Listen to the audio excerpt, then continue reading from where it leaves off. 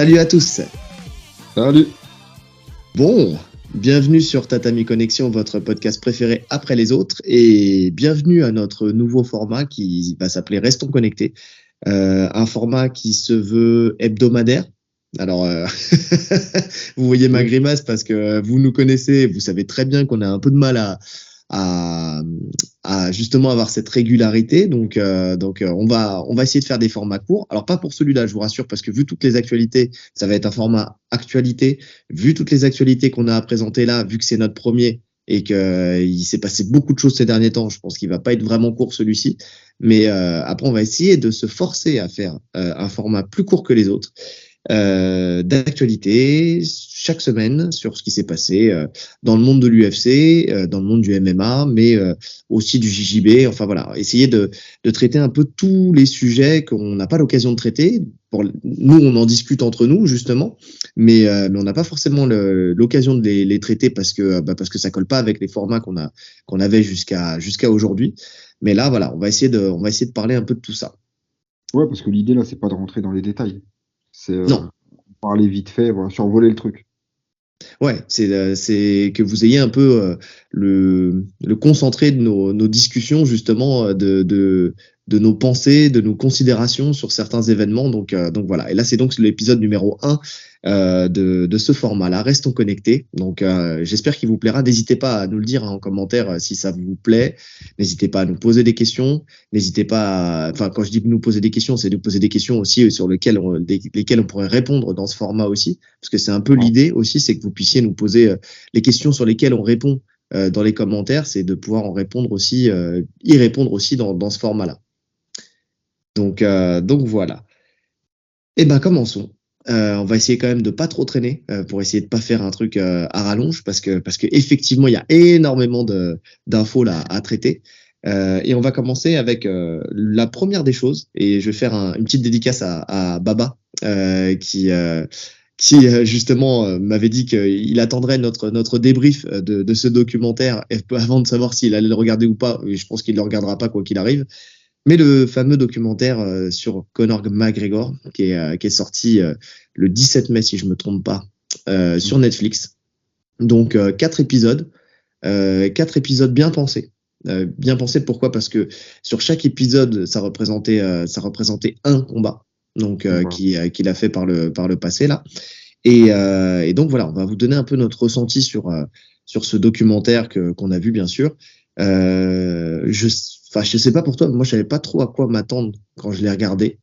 J'avais pas. En fait, déjà, moi, j'avais même pas tilté que c'était une série, une mini-série. Je pensais que c'était un épisode. Pareil. Je pensais que c'était comme le premier qui est sorti, parce que c'est la deuxième fois que Netflix fait un truc sur McGregor.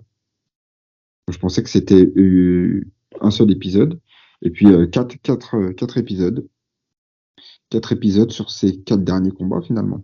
Donc, il y a Khabib, il y Ouais, a son retour contre Cerrone, et il y a les 2 combats contre Poirier. exactement.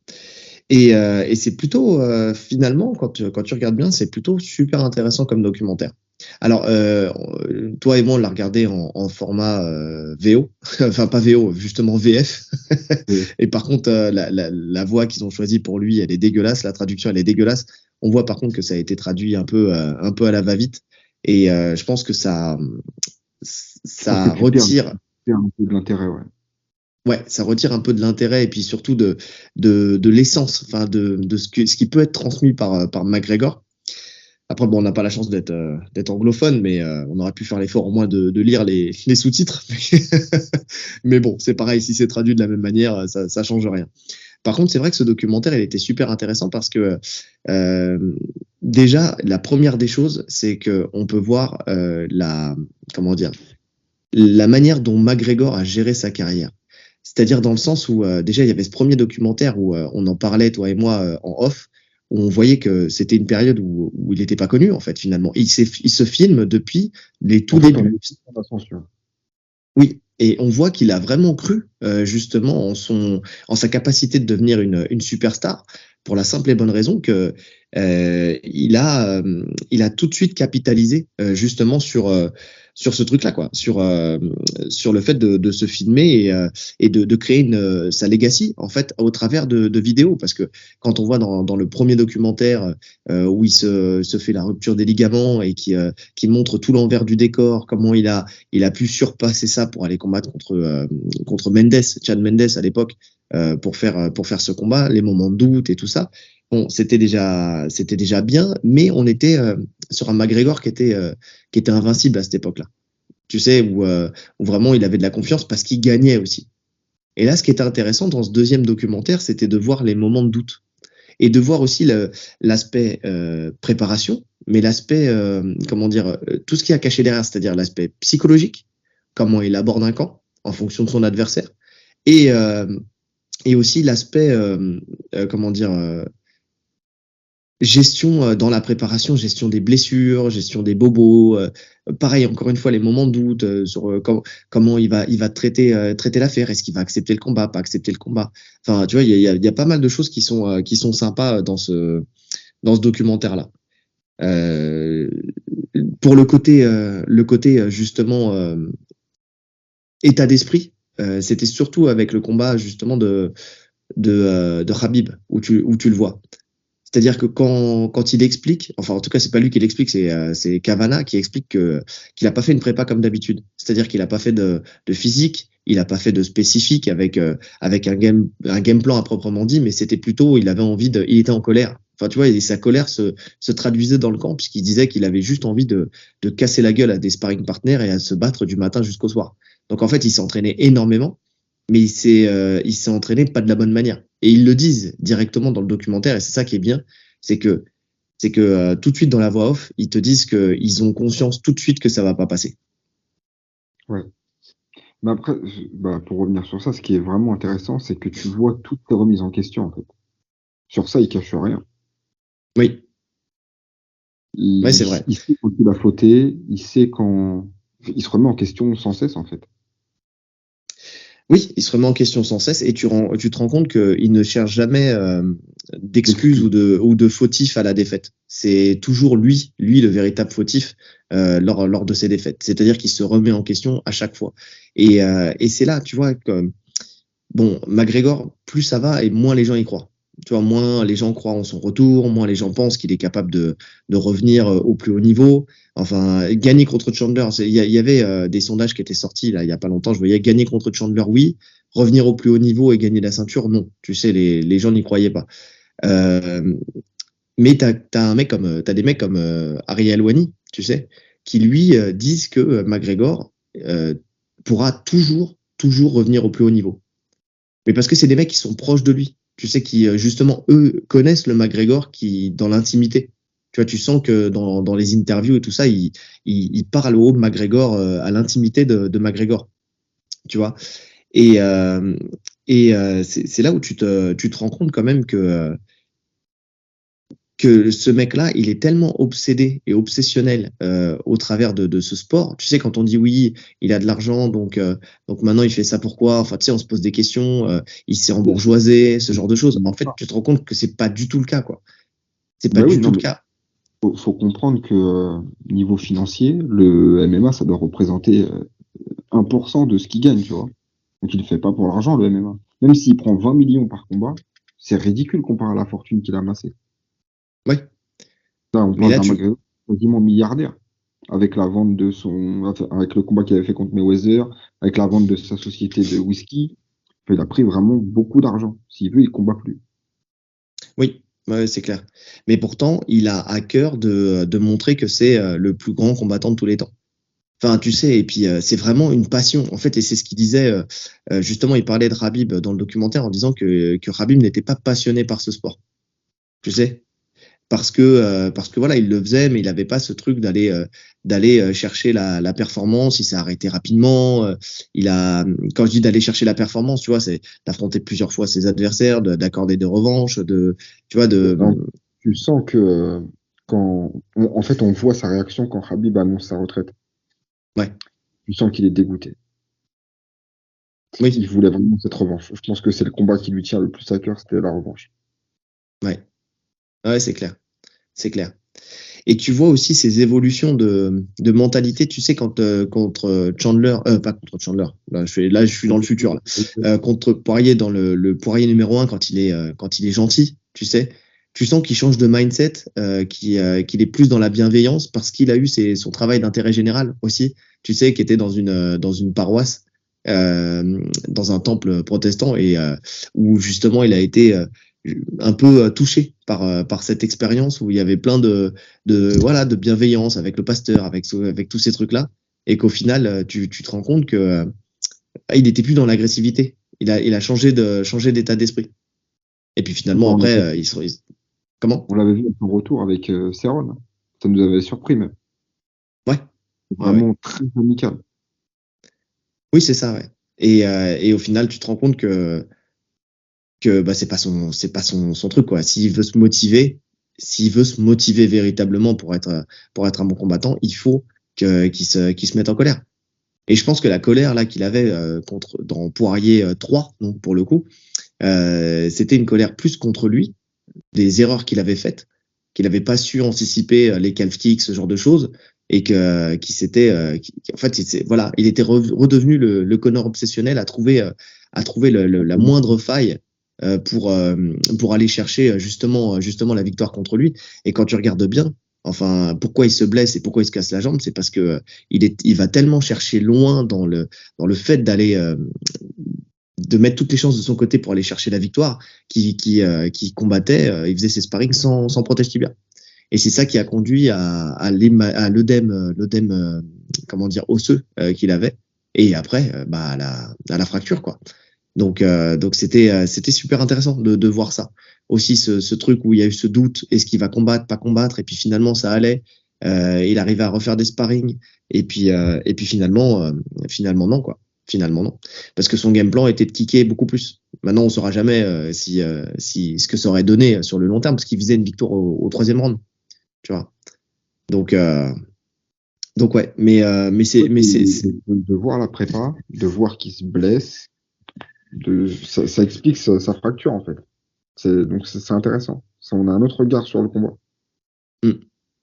Puis on a un regard aussi. Alors après, attention, je mets des guillemets, hein, c'est ce que je te disais quand on en parlait en off, mais sur le McGregor, tu sais, qu'on voit, comment dire, le showman qui a l'air bourré et qui a l'air drogué, tu vois, qui hurle partout, qui saute partout, tu sais, quand il est en public, et tu le vois avec sa famille, tu vois. Et tu sens que en fait, il passe plus de temps avec sa famille à s'occuper de ses gosses. Après, est-ce que c'est mis en scène pour ce documentaire-là ou vrai? Mais qu'il est plus à construire quelque chose pour sa famille et qu'il est obligé de jouer toujours ce rôle, en fait. Ce rôle de bad boy, ce rôle de mec qui est obligé de faire parler de lui, en fait. Il doit faire parler de lui tout le temps pour rester au top.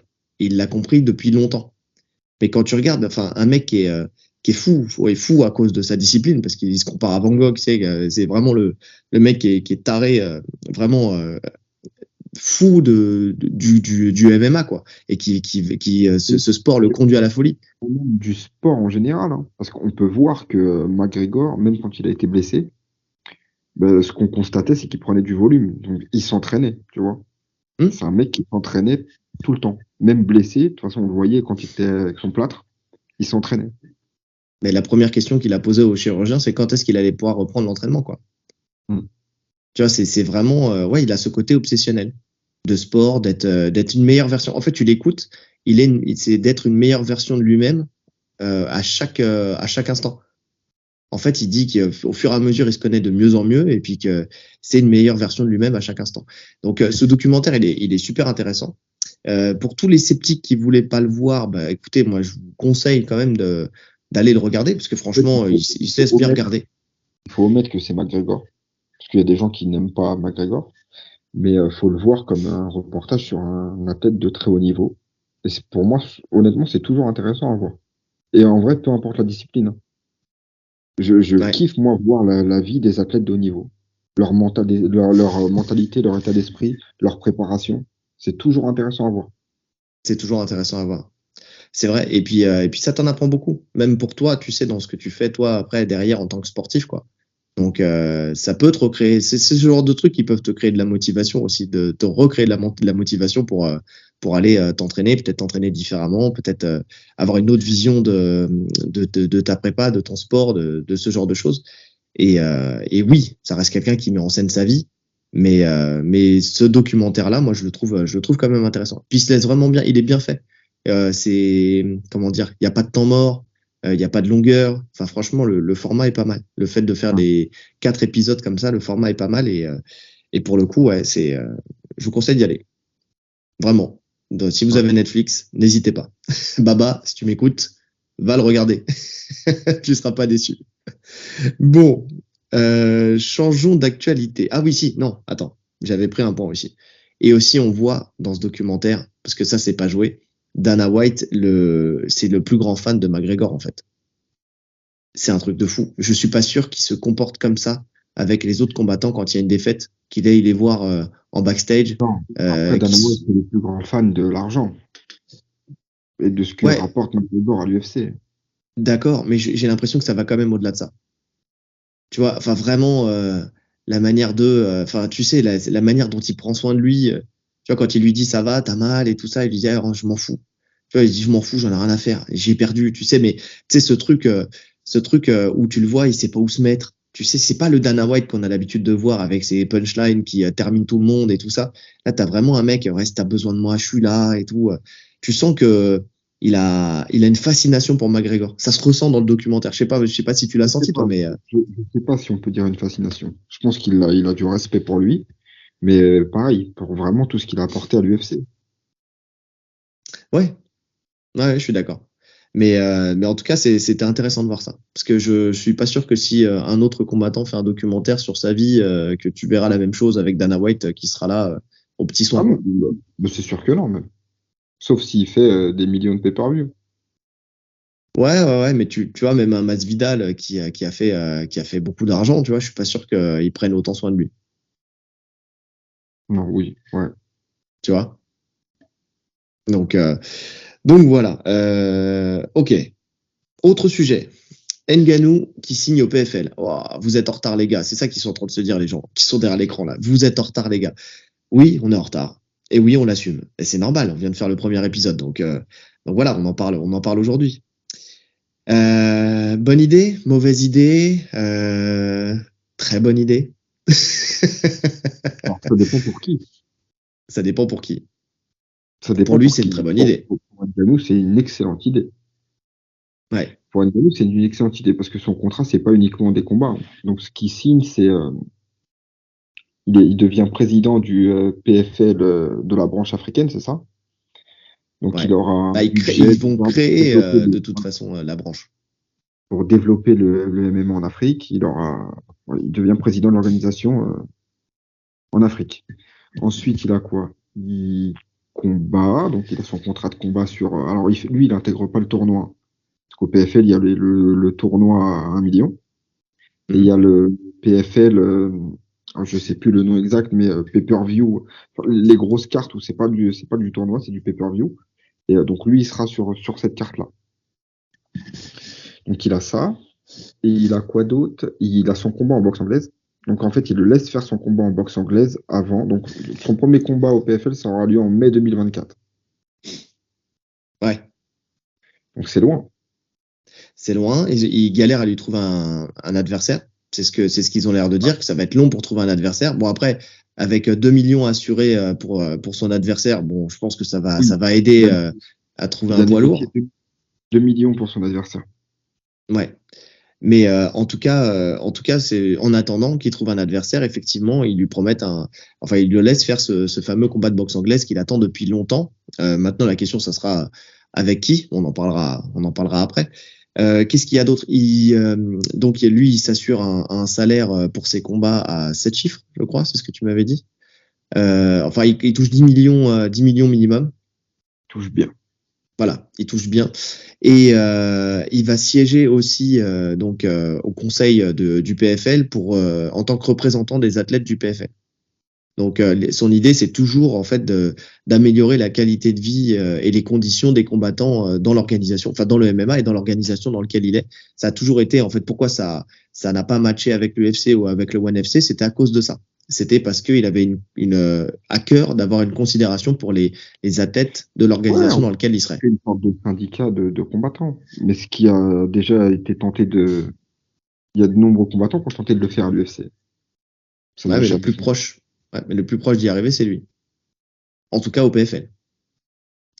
Donc ouais, si je récapitule, effectivement, c'est à peu près tout ce qu'il y a dans son contrat et qui lui importe. Mais ce qui lui importait le plus aussi, c'était cette fameuse branche africaine où vraiment ça lui permet de développer le sport dans son pays et en tout cas sur son continent et de faire en sorte d'améliorer parce qu'il a confiance dans le fait qu'il y aura des pépites à trouver sur son continent, que ça va pouvoir sortir des mecs comme lui de la misère.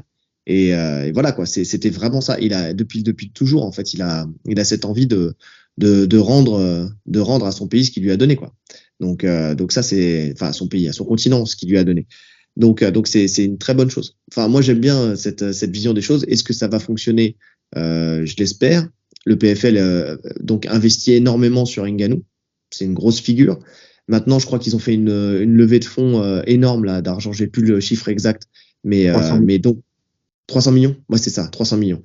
Donc 300 millions, ça va les aider à réaliser tous leurs projets. Donc c'est bien, c'est vraiment une une organisation qui va prendre de l'ampleur énormément dans les prochains temps là avec tout ça et qui va attirer beaucoup de monde et qui risque de justement de faire peur à l'UFC si ça continue comme ça.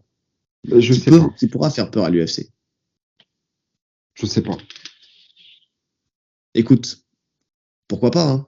Pourquoi pas? L'UFC, au début, ils ont écrasé la concurrence en rachetant tout le monde, et puis c'est comme ça qu'ils ont fait venir tout le monde à eux, quoi. Tu vois ce que je veux dire? Si tu reprends l'historique, ils ont pris toutes les organisations qui existaient, les ont rachetées, et puis au fur et à mesure, ils ont créé le monopole UFC. Enfin, en tout cas, le monopole. Si, il fut un temps, c'était presque le monopole, quoi. Donc pourquoi pas avoir des nouveaux venus? Tu sais, quand tu promets déjà des tournois à 1 million, quand tu promets des salaires comme c'est le cas ici là au PFL, et en plus du respect des combattants, tu sais, il y a un moment où le choix il peut être vite fait. Hein. Il peut être vite fait. C'est-à-dire que maintenant, tu te rends compte que dans la balance, tu sais, les gens font le choix entre. Alors, il y a le Bellator, et encore, je trouve que c'est pas trop le Bellator qui est dans la balance en général. C'est plutôt. Bon, après, il va y avoir le rachat du Bellator par le PFL. Mais tu as le PFL et le ONE FC qui rachète le Bellator. Je crois. Je dis une bêtise? Je suis pas sûr. Hein. Je sais que le Bellator il parlait de vendre, mais je sais pas à qui. Hein. Je sais pas si crois que c'est Ah ouais? Je crois que c'est le PFL qui reprend le Bellator. Je crois. On en avait parlé la dernière fois. Bon, en tout cas, c'est à confirmer. Si vous avez l'info, n'hésitez pas. On parlait pas de ça, on n'a pas traité de ça, donc on n'a pas investigué là-dessus. Mais en tout cas, voilà, si c'est le cas, voilà, c'est PFL, ONE FC et UFC quoi. Donc et les combattants maintenant réfléchissent vraiment vers quelle organisation ils vont se tourner. Parce que financièrement, en fait, ils se rendent compte qu'il y a de quoi faire dans les autres organisations et que petit à petit, les titres les ceintures de ces organisations-là ont de la valeur. Donc c'est pour ça. À voir. D'ailleurs, preuve que ça peut-être inquiète Dana White, c'est qu'il attaque encore une fois Ngannou énormément sur les réseaux et sur Twitter. Quand il lui dit qu'il ne comprend pas, qu'il comprend pas le choix en fait du PFL de signer Ngannou. Donc en fait, il est vraiment sur les côtes de Ngannou parce que le payer grassement pour ne pas combattre, en fait, il comprend pas l'investissement. Moi non plus, je comprends pas l'investissement. En fait, je trouve que c'est une très bonne chose pour Ngannou. Je suis grave content pour lui. Mais pour le PFL, le mec combat en 2024. Admettons, il fait son combat en anglaise avant. Ouais. Je ne sais pas contre qui, mais s'il prend un top, il y a de grandes chances qu'il se fasse poster. Donc déjà, automatiquement, après une défaite, tu perds en notoriété. Il revient en 2024. Donc, il n'est pas jeune, Ngannou. Hein. Non. Je crois que quand il va revenir, il aura 37 ans, hein, quelque chose comme ça. Ouais. Après, sa carrière fait que il n'a pas pris de coups, il n'est pas resté longtemps dans la cage. Enfin, tu vois, et il en a encore sous le pied. Hein. Honnêtement, c'est pas ses problèmes aux ligaments, ses ruptures des ligaments croisés, il en a encore sous le pied. Il peut encore combattre pendant quelques années, surtout chez les poids lourds. On sait que c'est une catégorie où les combattants peuvent combattre plus vieux. Enfin, tu sais, en général. Et je veux dire, voilà, en 2024, parce qu'il faut savoir que Ngannou, c'est pas un gros vendeur de pay-per-view non plus. Hein. C'est pas une superstar. Hein. Ben, j'ai l'impression qu'elle l'est devenue avec le temps. Là, justement, avec cette polémique-là, c'est devenu une superstar. Il a pris un peu de notoriété, mais en soi, quand il combattait à l'UFC, c'était pas une superstar. Hein. Oui, oui, non, mais on est d'accord. Comment? En termes de chiffres. En termes de chiffres, ouais, peut-être. Oui, en termes de chiffres, peut-être. Mais bon, après, je pense que, sincèrement, après, ça dépend des adversaires qu'on va mettre en face. Mais je pense qu'avec tout ce qui s'est passé aujourd'hui, avec la guerre avec Dana White, avec tout ça, il y a tellement de gens qui vont, en tout cas, qui suivent un peu cette polémique et qui vont essayer de voir, en fait, où on est en Ngannou. Ils vont essayer de voir s'il continue à gagner, parce que tout le monde a encore l'espoir qu'un jour il affronte John Jones. Puisque pour l'instant, il y a encore comment dire, des tweets où ils s'appellent, ils sont des appels du pied l'un avec l'autre. Donc, en disant que c'est bien beau de parler quand tu es de l'autre côté de la rue, mais lui dit, bah, toi, traverse la rue. Donc, la porte, elle est pas fermée à ce combat-là. Et je pense que les gens vont. Qui dit à Ngannou qu'il a eu peur de John Jones et tout, ça me rappelle la campagne de dénigrement qu'il avait fait sur Fedor.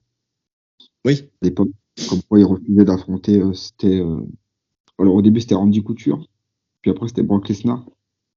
Ouais. En fait, toute sa vie, il a craché sur Fedor, Dana White. Parce qu'il l'a pas eu, en fait. Il était frustré de ne pas l'avoir. Mais oui, mais je pense que c'est pareil avec Ngannou, tu vois. Donc c'est pour ça. Donc les gens ils vont suivre Ngannou pour voir s'il continue. Il n'est pas habitué à ce qu'on dise non. Dana White. Oui, c'est ça. Et je pense que les gens vont suivre Ngannou pour voir s'il continue à gagner, avec l'espoir de se dire, s'il continue à gagner, est-ce qu'il y aura ce combat contre John Jones? Tu vois? C'est possible. En tout cas, après, quid de vers qui va se tourner Ngannou pour le combat en boxe anglaise? Alors, il voulait Joshua, mais Joshua, il n'est pas intéressé. En fait, Joshua, là, il est sur une série où il se concentre sur sa carrière et il ne veut pas faire ce qu'on appelle un freak show, c'est-à-dire vraiment un truc un peu hybride entre le MMA et la boxe anglaise. Lui, il veut retourner, il veut récupérer son statut de champion. Donc il se concentre à 100% là-dessus. Donc il fera pas de parenthèse avec Ngannou. Maintenant, la question, c'est qui? Wilder, Fury? Bah, pour moi, à la base, il veut Fury. Hein. À la base, il veut Fury. Ouais. Sauf que là, il y a l'UFC qui est en train de lui couper l'herbe sous le pied, encore une fois. On en parlera tout à l'heure, mais avec John Jones, quoi. Ou on peut en parler maintenant, en fait. On peut en parler maintenant. De toute façon, ça se fera jamais. Fury, il a répondu que jamais de la vie, il voudrait un combat de MMA contre John Jones. Je viens de lire un truc de ses réponses. Il a dit boxe en rien du tout. Ouais, mais comme il s'entraîne en MMA, tu sais, c'était peut-être pour le coup, pour passer le cap, quoi. Il a dit boxe anglaise ou rien du tout. Ouais. Ouais, parce que là, l'UFC, alors si vous n'êtes pas au courant, l'UFC en fait laisse une porte ouverte pour que Fury puisse venir signer à l'UFC un combat contre John Jones en MMA. Donc c'est ça l'idée. Et je pense que c'est un peu le moyen de bloquer un éventuel combat contre Ngannou, de lui proposer sûrement une belle somme d'argent pour que ce combat puisse se faire. Bon, après s'il n'est pas intéressé, il n'est pas intéressé. Mais bon, en tout cas pour Ngannou, s'il doit affronter Fury, c'est compliqué. S'il doit affronter même Wilder, c'est compliqué. Non, Wilder, bon, techniquement.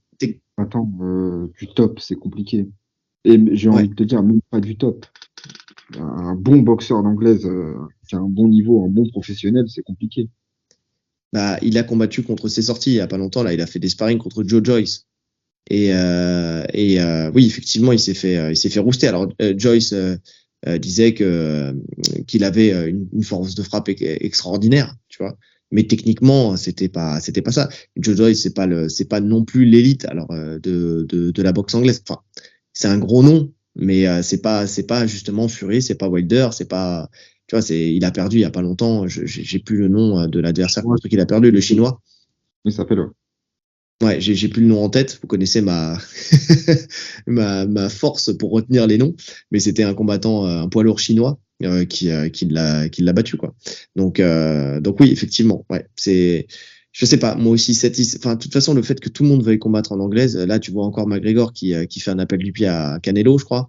Enfin ce truc de d'aller chercher l'anglaise et d'avoir les dollars dans les yeux, en fait c'est qu'une question de dollars en fait. Bon, Ngannou c'est encore différent parce qu'il voulait faire de l'anglaise à la base. Donc c'est un peu son rêve de base, c'était pas le MMA, c'était l'anglaise. Donc c'est un peu le moyen en fait d'aller toucher du doigt son rêve. Mais pour ça, il faudrait qu'il fasse une prépa énorme, en spécifique en boxe anglaise. Donc la question c'est en si peu de temps, est-ce qu'il serait prêt quoi? Si ça doit se faire avant son premier combat au PFL en MMA. C'est une bonne question à laquelle on n'a pas de réponse. En tout cas, on attend les infos. Quand on aura les infos, on vous les donnera. Mais pour l'instant, on ne sait pas quid de l'adversaire qu'il devra affronter. On fait une petite extension sur le PFL. Jack Paul, qui a parlé, lui, il a tweeté justement avec toutes ces histoires-là, il a rebondi sur les tweets justement de John Jones qui lui disait t'as qu'à traverser la rue, en proposant une co-organisation avec l'UFC sur un événement ESPN avec Ngannou versus Jones, Nunes versus Harrison. Edwards versus Doumbé, alors ça je comprends pas. Voilà. Et Diaz versus Paul quand il aura roosté en anglaise au préalable, c'est-à-dire là il lui propose en MMA mais bien sûr après qu'il l'ait roosté, c'est de selon ses dires hein, en anglaise avant ça. Donc parlons-en. Ngannou Jones, pourquoi pas. Nunes Harrison, Kayla Harrison, oui. Enfin, non, mais en tout cas, comme elle était invaincue et tout ça, et qu'elle devait signer à l'UFC, on sait que ce combat-là, il était quand même attendu. Par contre, Edwards, Doumbé qui vient d'arriver. Alors c'est pour la hype qu'il y a autour de Doumbé, mais Doumbé qui vient d'arriver justement au PFL, qui a pas encore fait son premier combat, qui est même pas engagé dans un tournoi de quoi que ce soit, qui a pas de ceinture de rien. Aller tout de suite parler d'Edwards, je trouve ça un peu capillotracté. Je sais pas ce que t'en penses. Toi qui t'y connais en cheveux. Compliqué. Hein. Franchement, après, il sort sur le truc que Edward, c'est un mec du pied-point. Enfin, tu vois, dans la tête des gens, c'est un mec du pied-point. Mais bon, c'est ça. C'est un mec complet. Oui, c'est un mec complet. Mais bon, sa base, c'est le pied-point. Ouais. Mais en termes d'expérience, c'est un autre monde. Aujourd'hui, à l'heure actuelle, si ça se fait, je vois pas Doumbé gagner. Enfin, déjà la science du pied-point effectivement alors Doumbé est sûrement meilleur qu'Edwards en pied-point pur, ça c'est sûr. Bien sûr. En kickboxing, mais par contre avec sa lutte, avec son sol. Enfin, tu vois, là on a vu que déjà en termes de puissance, c'était quelqu'un qui rivalisait à l'aise avec Kamaru Usman. On a vu son niveau au sol, on a vu son niveau en lutte. Honnêtement, enfin c'est très très compliqué d'aller déloger Edwards pour Doumbé aujourd'hui. En tout cas, moi j'attends de voir. Vraiment, pour le coup, pour l'instant, moi je fais partie des gens qui restent sceptiques sur l'avenir de Doumbé justement en MMA. Et d'ailleurs, c'est ce qu'on disait nous en off. Je dis pas qu'il va gagner, qu'il va perdre, qu'il est pas talentueux ou qu'il est talentueux. Hein. Je parle juste d'expérience en fait, du temps qu'il a pour emmagasiner des techniques de lutte et pour emmagasiner des techniques de sol. On remet pas en question son KO power. Il peut très bien puncher quelqu'un et le mettre KO n'importe quand. Là-dessus, il n'y a pas de souci. Il a la technique pour, il a la puissance pour. Mais derrière, il y a une réalité, c'est que sprawler des gens au MMAGP et sprawler des gens au PFL ou à l'UFC, c'est deux choses différentes pour le coup. Donc j'attends de voir. Moi, je reste sceptique. Je reste sceptique sur l'avenir. On en parlait, je le disais en off. Pourquoi ce choix du PFL? L'argent, oui, effectivement, 140 000 euros contre 20 plus 20. Ah oui, il n'y a pas photo. Il n'y a pas photo, c'est-à-dire que tu sais que, enfin, dans sa tête, il sait que de toute façon, il a tellement parlé que sa hype peut s'effondrer à sa première défaite. Mais vraiment, où les gens vont descendre du train, mais à une vitesse grand V. Donc autant essayer de récupérer un maximum d'argent avant que tout le monde descende du train, quoi. Donc c'est un peu ce qu'on se disait nous tous les deux. c'est possible que ça soit ça quoi, pour le coup. Donc, en tout cas, si son choix il se tourne vers le PFL, c'est possible que ça soit pour cette raison-là. Alors après, on n'est pas dans le camp de Doumbé, on n'a jamais discuté avec lui, mais c'est potentiellement ça. Donc, je sais pas. En tout cas, là, voilà, le fait que Jack Paul parle de ce truc-là, de ce combat-là, enfin, je sais pas. J'ai un peu de mal. Qu'ils prennent le champion de la catégorie du En PFL. fait, voilà.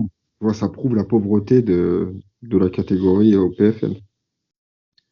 Ouais, ou juste le fait que Jack Paul, comment dire, il ne voit que par le nombre de followers, quoi. Plus que par le talent, entre guillemets. Tu sais, quelque chose qui est vendeur. Parce Ouais, que lui, c'est ouais. ça. Ce qu'il fait, c'est de la vente. Hein. C'est de la vente de combat. C'est pas. Quand il va chercher des retraités de l'UFC qui sont soit plus légers que lui, ou alors c'est pour vendre du pay-per-view, tu vois. Donc lui, il fonctionne sur la vente de pay-per-view. Il sait que c'est quelque chose qui fera des lignes dans des articles. D'ailleurs, voilà, on en parle. Donc c'est que ça marche. S'il avait donné le nom du champion, qui est peut-être très très fort, tu vois, bon après, faut me donner le nom du champion du PFL. Je le connais pas. Je suis pas le PFL plus que ça. Mais en tout cas, oui, effectivement, son tweet, il perd de sa hype, tu vois. Ouais. Je me demande c'est qui le champion du PFL. On va regarder. Est-ce que si tu as le nom, est-ce que tu sauras qui c'est? Non, mais au moins j'aurai le nom. Mais au moins, tu auras le nom. Un peu de culture. Un peu de culture. La culture, c'est comme la confiture. Moins t'en as, plus tu l'étales. Bon, bah, t'auras de quoi étaler. Juste avec ce nom-là. En attendant, Welter, c'est comment? en welter Sadibou Si. Ah, Je bah, connais pas. connais J'ai pas, j'ai- mais j'ai vu un combat de lui passer il y a pas longtemps. c'est pas celui que Clément Marco dit. Vous connaissez qui c'est Si. Tu sais, Non, quand. Ante Delija, il parle. D'accord. C'est un poids lourd. D'accord. Ensuite, pour finir sur cette parenthèse-là de Jack Paul, l'intérêt de l'UFC de faire cet événement-là, aucun. Zéro. Ils accepteront jamais. Ah non, non. Ils ont jamais accepté ces trucs-là. Ils l'ont fait une fois, à l'époque, au Pride. Ouais, Mais c'était dans leur intérêt, j'ai envie. Ouais, c'était dans leur intérêt, parce que le Pride était devant. bien sûr. Donc ils avaient pratiquement tout à gagner. Ils ont envoyé Chuck Liddell au tournoi, au Grand Prix 2003, je crois. Donc ça remonte, hein. C'était Grand Prix Light Heavyweight. Et il a passé un tour, il a battu Overeem, mais après il s'est fait rouster par Rampage. Ouais. Et oui, parce que là, l'intérêt qu'ils ont, c'est aucun. Là, ce qui maintient l'UFC, c'est le prestige de si tu as la ceinture, tu es le champion incontesté mondial, C'est limite ça. le champion des champions, parce que tu as affronté les meilleurs de tout le circuit MMA. Parce qu'à l'UFC, il y a les meilleurs des meilleurs monsieur. Et là, si juste une défaite était concédée, déjà, ça fait Parce que pchit. ce qu'il faut comprendre, c'est qu'à ce niveau-là, parce que c'est quand même le très haut niveau, le PFL, hein. PFL, Bellator, mais même Bien sûr. des organes comme le KSW et tout, hein. Sur un combat, n'importe quel champion peut battre un champion de l'UFC. Ouais. Il y a des exceptions, tu vois, il y a des mecs qui sont vraiment, vraiment au-dessus. Mais il y a des mecs qui sont prenables. Donc là, Oui, tu perds vraiment tout ton prestige. déjà, bah, Ngannou Jones, hein, il suffit d'une frappe pour que tout s'arrête, déjà pour commencer. Pour Kayla Harrison contre Nunez, on voit que Nunez, ces derniers temps, elle n'est pas au meilleur de sa C'est forme. ouais. Donc on verra déjà son prochain combat d'ailleurs. Euh, ouais, non, c'est compliqué, hein, c'est compliqué. Donc non, le risque ne peut pas être pris du tout par justement Dana Il White, quoi. donnerait de la lumière. Il leur donnerait de la lumière. Ce qu'ils ne veulent surtout pas. Ouais, ah ouais. Et d'ailleurs, parlons du combat Diaz contre Paul, qui va se passer en anglaise là. Tu voulais en évoquer, en dire deux, trois mots. Ouais, parce que j'ai vu un petit extrait au pas d'ours de Diaz. Ouais. Toi, tu l'as vu aussi. Bah, quand tu m'en Ça as fait, parlé, ma curiosité. franchement, ça fait peur. Ça fait peur. Alors, je suis pas un pro en boxe, hein, mais quand tu vois son gauche-droite alors qu'il se déséquilibre tout seul, en fait. C'est ça. Au niveau de ses pieds, t'as l'impression qu'il sait même pas comment se placer. C'est waouh, c'est chaud. Bah, Moi, quand de toute tu façon, sais je te dis, je que. suis convaincu que, il va prendre son premier KO, là. Il a jamais été mis KO, Diaz. Je suis convaincu qu'il va le prendre. Bah, Jack Paul, déjà, il a prouvé qu'il était capable de les mettre, hein, ces KO, même sur ses sparring, parce que tu vois, moi, j'ai regardé des vidéos où il comparait justement la prépa de Jack Paul et la prépa de Diaz, et tu vois dans les Mhm. sparring que ça fait pas le même effet, quoi. Tu vois, quand Jack Paul, il arrive et qu'il rentre dans la poche et qu'il envoie un petit crochet ou un overhand ou quelque chose comme ça, tu vois les mecs qui tombent. Pour Diaz, c'est pas la même chose. Effectivement, le petit moment où il se déséquilibre à la patte d'ours, je l'ai vu, où sa jambe arrière croise la jambe avant. Enfin, il passe Mm. derrière. Normalement, il y a un écart sur les pieds et en fait, on voit sa jambe qui passe derrière, ce qui fait Ouais. qu'il est déséquilibré vers l'arrière. Oui, c'est inquiétant. C'est inquiétant parce que sa boxe, en fait, elle est ample. Tu sais, il a de longs segments et elle est très ample et il n'est pas justement Hyper hermétique sur ouvert. sa garde. Elle est hyper ouverte. Donc ça laisse des opportunités de prendre des frappes. Il est lent. Comment? Il est lent, Ned Diaz. Il est Il n'est lent. pas Ouais. explosif. Tu sais, Non, il c'est met vrai. des frappes, il met beaucoup de rythme, mais il n'est pas explosif du tout. Il est très lent. Ouais, je suis d'accord. Je suis d'accord. Ça, c'est des trucs que tu vois peu en anglaise. Ouais. Et puis c'est surtout sa boxe, elle est pas mauvaise, hein, parce que il boxe bien en anglaise quand même, Diaz. Enfin, c'est son coach, c'est comment il s'appelle Oui. Ah, Oui, voilà, oui. tout à fait. Et c'est un très bon coach, hein, c'est un des grands coachs de boxe anglaise, tu vois. Mais donc sa boxe elle est bonne, mais tu sais que le mec il a une boxe qui est quand même peu orthodoxe dans le sens où il met des gifles, tu sais, il met beaucoup de gifles pour augmenter son allonge. Ça c'est quelque chose qu'il pourra pas faire avec des gants de boxe. Donc oui, je sais pas. Alors, est-ce qu'il va tomber KO? Je sais pas. Je peux pas être aussi catégorique que toi parce que j'ai l'impression que ces mecs-là ils sont inarrêtables. Maintenant, oui, Jack Paul, il est capable de mettre n'importe qui KO. Enfin, quand je dis inarrêtable, c'est-à-dire que ils ont prouvé qu'ils avaient un menton qui était à toute épreuve. Maintenant, est-ce que ça sera aujourd'hui qui tombera? Je sais pas. Par contre, est-ce qu'il gagnera? Je ne pense pas. Ça, c'est sûr. Quoi qu'il arrive, il gagnera pas. Dans tous les cas, il n'y aura pas. Ça, c'est une certitude. Ça, c'est une Mais certitude. Et c'est là après, où tu vois, il est vraiment malin, Jack Paul. bah oui, il sait contre qui il va affronter. Le mec, il a détruit. Lui, il a fait du mal à l'UFC pour le coup. Ouais. Et lui, il est connu comme. Alors, je le considère même plus comme un influenceur, hein. Pour moi, c'est un Non, non. athlète professionnel, hein, dans les moyens qu'il met dans l'entraînement et tout. Mais bon, dans la tête des gens, ça reste un influenceur. Et ça reste un influenceur qui a mis KO 4 champions de l'UFC. Ouais. Ah, si met KO Ned Diaz, ça fera 4. Ouais, clairement. Clairement. Ouais. Après, les pincettes que je te disais, je prends ces vidéos avec des pincettes parce que le combat, il aura lieu quand même au mois d'août. Donc voilà, c'est un début de prépa. Ce qui se passe aujourd'hui ne serait peut-être pas le reflet de ce qui se passera dans quelques mois, tu vois, en termes de prépa. Honnêtement, on connaît le style de Diaz. Oui, oui. Il sera pas plus explosif, il sera pas plus. Il va pas modifier le jeu qu'il a mis toute sa vie à construire en quelques mois. Non. Par contre, là où il est fort, c'est qu'il peut pourrir un combat. Il a cette Tu penses? capacité à pourrir un combat. Comment? Tu sais, bah, en s'accrochant, tu sais, il y a plein de choses qu'il peut faire, qui peut gêner, jouer le bad boy, en fait, comme il a l'habitude de faire. Moi, je Parce que pense quand tu pas. Parce que regardes, même physiquement, il aura pas le physique pour faire ça. ouais, C'est un bœuf, Jack Paul, hein. ah, Jack Paul, c'est un bœuf. En plus d'avoir l'avantage, je pense qu'il boxe mieux, il a aussi l'avantage du gabarit, hein. Oui, bah, il a toujours l'avantage du gabarit presque, hein. C'est aussi sa grande force. Écoute, à voir, à voir. En tout cas, réponse au mois d'août. Autre sujet. Ramzat Chimaev versus Kamaru Usman. Est-ce que ça va avoir lieu ou pas? Il y a eu des infos qui sont sorties là récemment. Moi, j'étais resté quand j'ai pris mes notes au début sur le fait que c'était Ousmane surtout qui voulait ce combat. Donc c'était un catchweight. C'était les deux, mais de ce que j'ai lu, c'était vraiment Ousmane qui mettait vraiment la pression pour avoir ce combat, Pour qui moi, allait les dans le deux étaient bureau. motivés sur Twitter. Non, mais après, Ramzat, il a personne pour s'affronter. Enfin, tu vois ce que je veux dire? Le mec,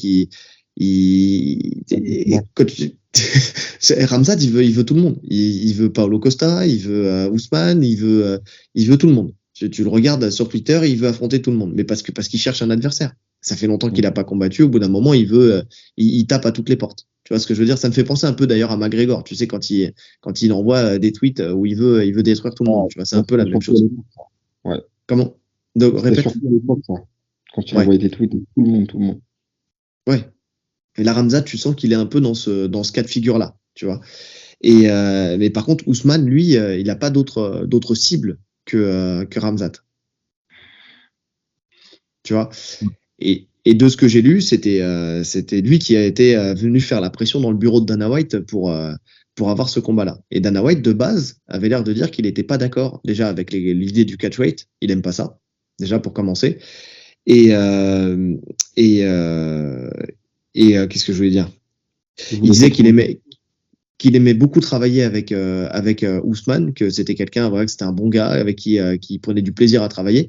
Et j'avais l'impression, tu sais, c'était un peu comme si il voulait le protéger, c'est-à-dire enfin, en tout cas protéger la figure Kamaru Ousmane qui a été champion pendant des années, qu'il a effectivement a perdu contre Edwards, mais qui voulait peut-être pas en fait continuer d'entacher cette hype, enfin pas cette hype, mais comment dire, la legacy de d'Ousmane en lui mettant un Ramzat qui peut être un souci dans les pattes, surtout dans une catégorie de poids où pour l'instant il a jamais combattu.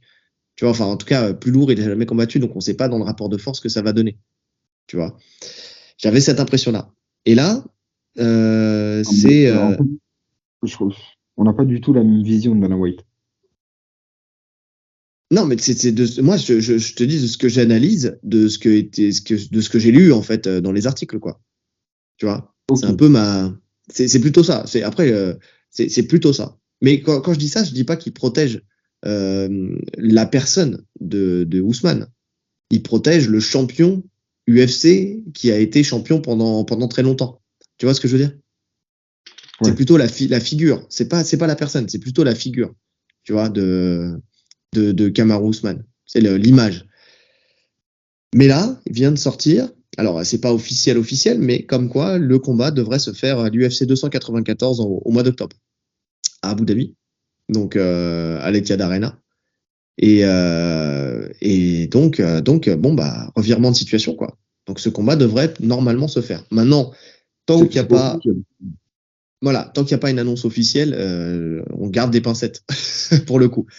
Mais voilà, ça serait le En combat fait, qui se ferait. En quel KT, il n'y a pas marqué. Sur la fiche, il n'y a pas marqué. Donc c'est pour ça, rien d'officiel. Est-ce que ça sera sur une KT? Est-ce que ça sera un catchweight? Est-ce que tu vois, est-ce que le problème du catchweight en fait a été réglé en disant il ça monte? sera pas un catchweight. Ça sera pas un catchweight, c'est sûr. Parce qu'un catchweight, ça sert personne. Parce que ça te fait pas monter dans le classement. Oui, ben là je pense que quand ils parlaient d'un catchweight, eux c'était plus tu sais financier quoi, un combat financier plutôt qu'un combat de classement. Ah, mais je pense pas que Ramzat, il veut un combat financier. Lui, là, il veut la ceinture. Bien sûr qu'il veut la ceinture. Bien sûr qu'il veut la ceinture. Mais en tout cas, écoute, moi j'attends de voir si ça va se faire ou pas. Est-ce que je veux voir ce combat-là? Oui, pourquoi pas. Ah Parce que oui, je là, veux voir. on aurait une réponse d'un Ramzat face à un vrai lutteur, tu vois. Donc, bon, un lutteur qui est pas au meilleur de sa forme, mais au moins un vrai lutteur, parce que pour l'instant, il a, à part Burns, il a jamais eu quelqu'un de vraiment solide entre les pattes. Donc moi, j'attends encore Ramzat. Pour moi, c'est une hype que je croirais dans sa hype, je monterai dans son train quand il aura affronté vraiment des vrais adversaires. Pour l'instant, pour moi, je pense toujours au fond de moi que c'est une hype qui va faire pchit quand il va monter dans les classements. Parce que quand on voit que contre Burns, il a eu quand même un combat qui a été très difficile sur 3 rounds, qu'il a montré ses limites, qu'il a montré ses limites mentales, qu'il a montré ses limites physiques, qu'il a montré qu'il pouvait saigner. Donc, Donc j'attends de voir. Moi, pour moi, j'ai encore du mal. Tu vois, je me laisse pas, j'ai pas les étoiles dans les yeux sur le fait qu'il ait battu des mecs qui étaient essentiellement des boxeurs et qui n'avaient pas forcément de lutte au sol en très peu de temps, en sachant qu'il est très puissant et qu'effectivement il a une lutte extraordinaire. Tu vois. Donc Ouais, je suis d'accord. D'ailleurs, j'attends de voir. à la base, c'était le combat contre Paulo Costa qui était prévu. J'aurais préféré le voir contre Paulo Costa.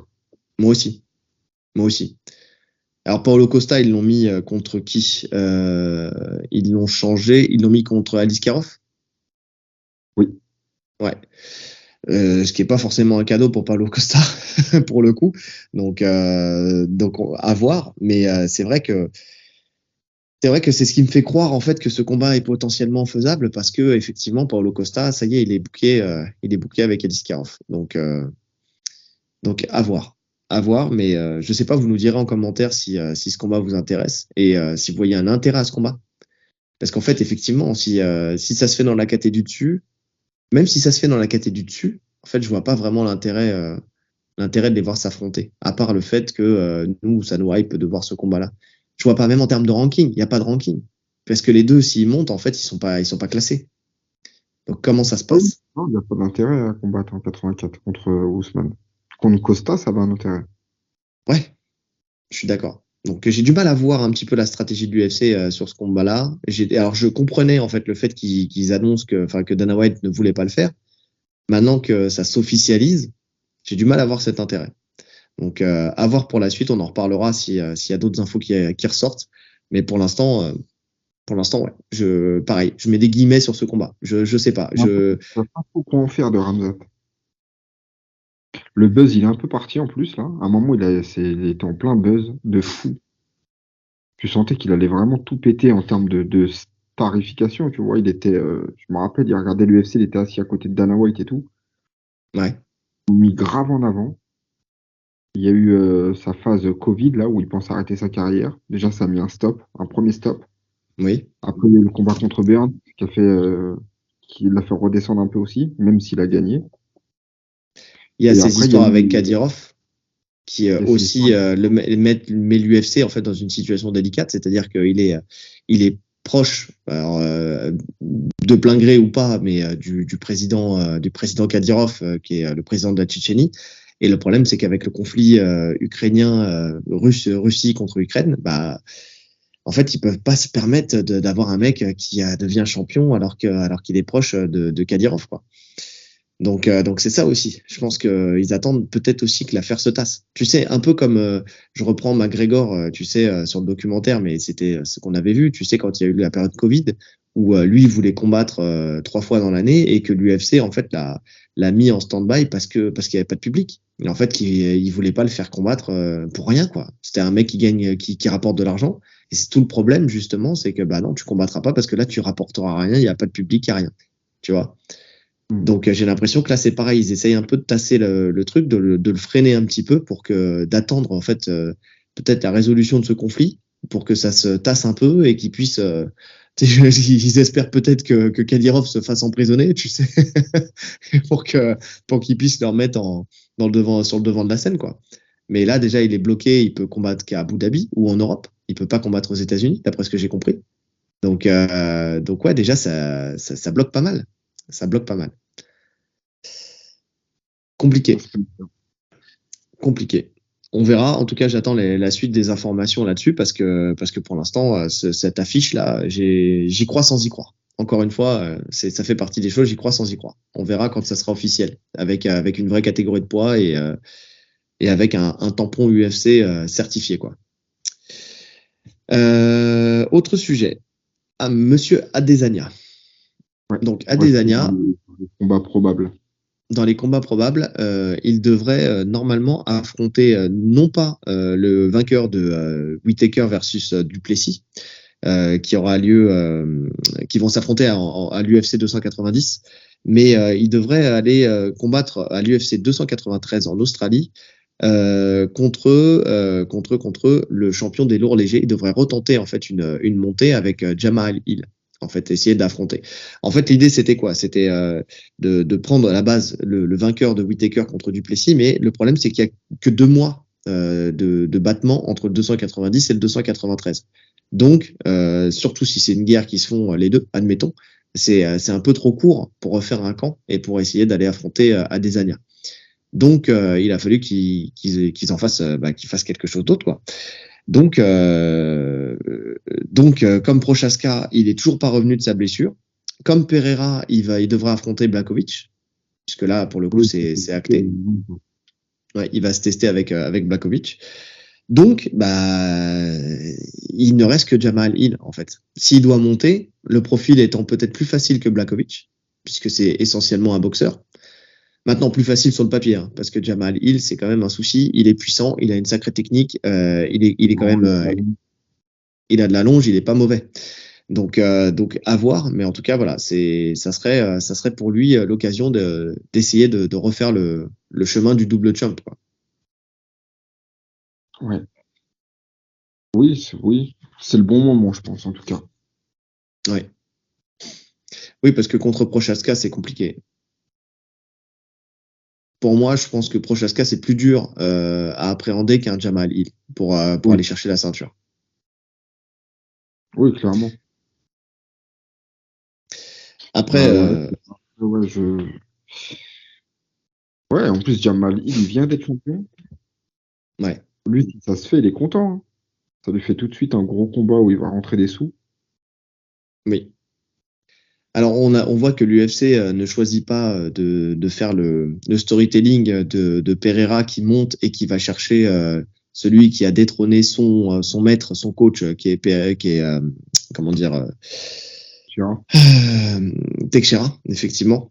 Donc voilà, ils n'ont pas choisi ce chemin-là. Ils ont choisi plutôt que de lui faire un premier test en lourd léger face à Blachowicz, qui sera un vrai test pour lui d'ailleurs.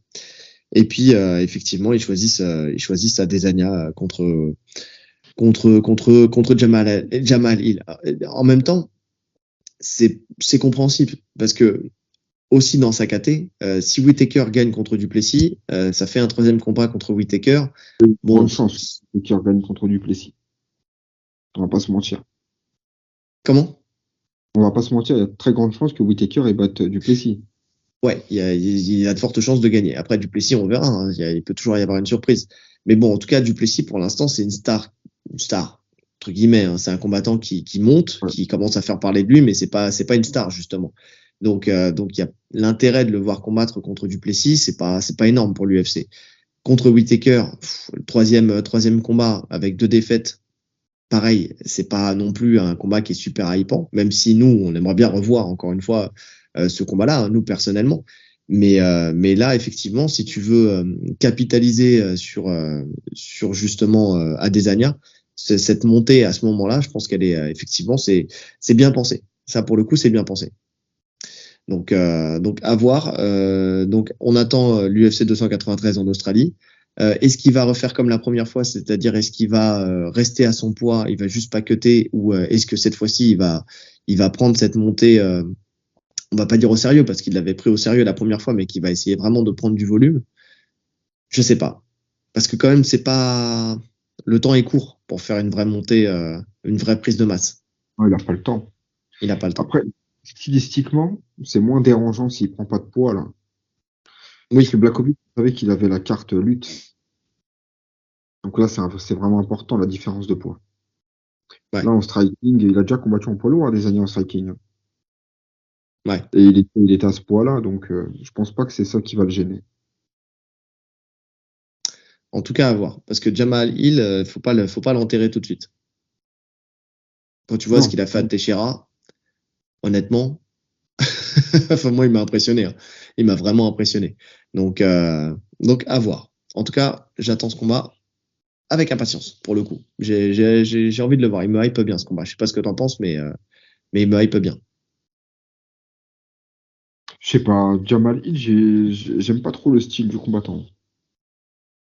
Il a fait ce qu'il fallait contre Teixeira. Après, c'est peut-être parce qu'il a battu Teixeira et que je suis dégoûté. Mais la passion du JJB, les gars. J'attends de voir. Écoute, on verra. Mais si il bat facilement Adesanya, c'est que ça va être un sacré souci même pour sa KT, quoi. C'est quelqu'un qui peut être dominant. dans l'idée de l'UFC, le plan parfait, c'est victoire de Desania, c'est Pereira qui bat Blachowicz, et Ils c'est refont. dans la catégorie du dessus. Ouais, j'avoue. Ça, C'est vrai que c'est le je. cheminement parfait, là. Hein, c'est vrai, c'est vrai. En plus, À voir. Blachowicz qui interview, qui veut se tester debout contre Teixeira, qui dit qu'il va pas l'amener au sol et qu'il va boxer. Oui. Après, ils le disent tous, hein. Et quand ils voient que ça se passe mal, en général, quand ils ont de la lutte, ils y vont. Ils vont chercher la lutte quand même, hein. C'est parce qu'il y a une victoire derrière. Ah, mais tu Tu vois, sais, Pereira, attends de voir que ça se passe mal, hein. Un crochet, c'est terminé. c'est vrai. C'est vrai. C'est vrai. Ah, j'avais un plan B, mais j'ai pas eu le temps de le mettre en place. Allez, sujet d'après. Conor McGregor contre Chandler. Donc, on sait que là, ils sont en train de. C'est les deux coachs du TUF, du prochain TUF, qui va sortir. T'as vu l'info qui RMC diffuse le teuf? Ouais, c'est ce que j'allais dire. À partir du 1er juin, tous les jeudis soirs à 21h. Donc, ça, c'est une bonne nouvelle. Donc c'est très bien. En plus, nous, ça sera juste avant de l'enregistrer, parce qu'on enregistre cet épisode le jeudi J'ai soir pour jamais le sortir regardé. le vendredi. Moi non plus. Moi non plus, mais ça peut être l'occasion. Là, pour le coup, vu que ça sera Oui, non, sous-titré. je vais le regarder, c'est sûr, mais ouais, j'ai jamais eu l'occasion de regarder le teuf. Ouais. Donc à voir. Et puis surtout avec des personnalités comme ça, avec les deux, je pense que ça va être animé, quoi. Je pense que ça va être pas mal.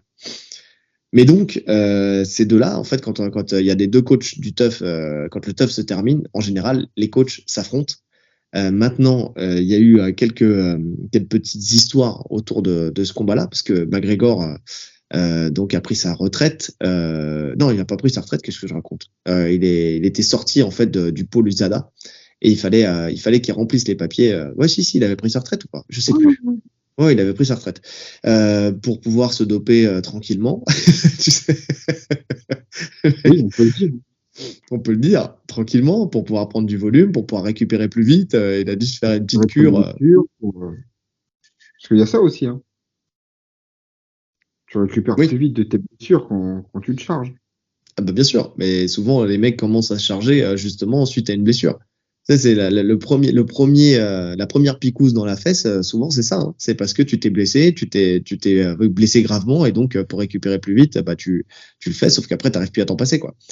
Donc voilà. Et McGregor donc a tardé à re-rentrer dans le pool USADA. Et parce qu'il faut savoir qu'il y a 6 mois de pool USADA avant de pouvoir refaire un combat. Comment? T'es testé pendant 6 mois. T'es testé pendant 6 mois. Parce que alors juste une chose, quand tu parles en même temps que moi, je t'entends pas. Enfin, tu vois, ça bug. Je crois qu'on est un peu en décalé. Parce que Ouais, je c'est parle pas en même possible. temps. D'accord, ok. Mais pour moi, tu parles en même temps que moi. Donc tu me coupes pas la parole, ok? Viens, on fait du buzz. Viens, on s'embrouille en direct. On va régler ça sur le tatami. Non, je vais me faire fumer, ça sert à rien. Qu'est-ce que je voulais dire? Donc, effectivement, alors, est-ce que donc il a tardé à combattre. Là, il y a deux dates parce que maintenant, ça y est, il a fait les papiers, il est rentré dans le pool USADA. Il y a deux dates prévues potentiellement pour ce combat, ce qui sont soit, et d'ailleurs ça aura une implication sur une autre info qu'on va donner après, enfin je pense, pour le coup, soit ça sera au Madison Square Garden au mois de novembre, soit ça sera sur un grand combat au mois de décembre. C'est ce qui a été dit dans l'article que j'ai lu.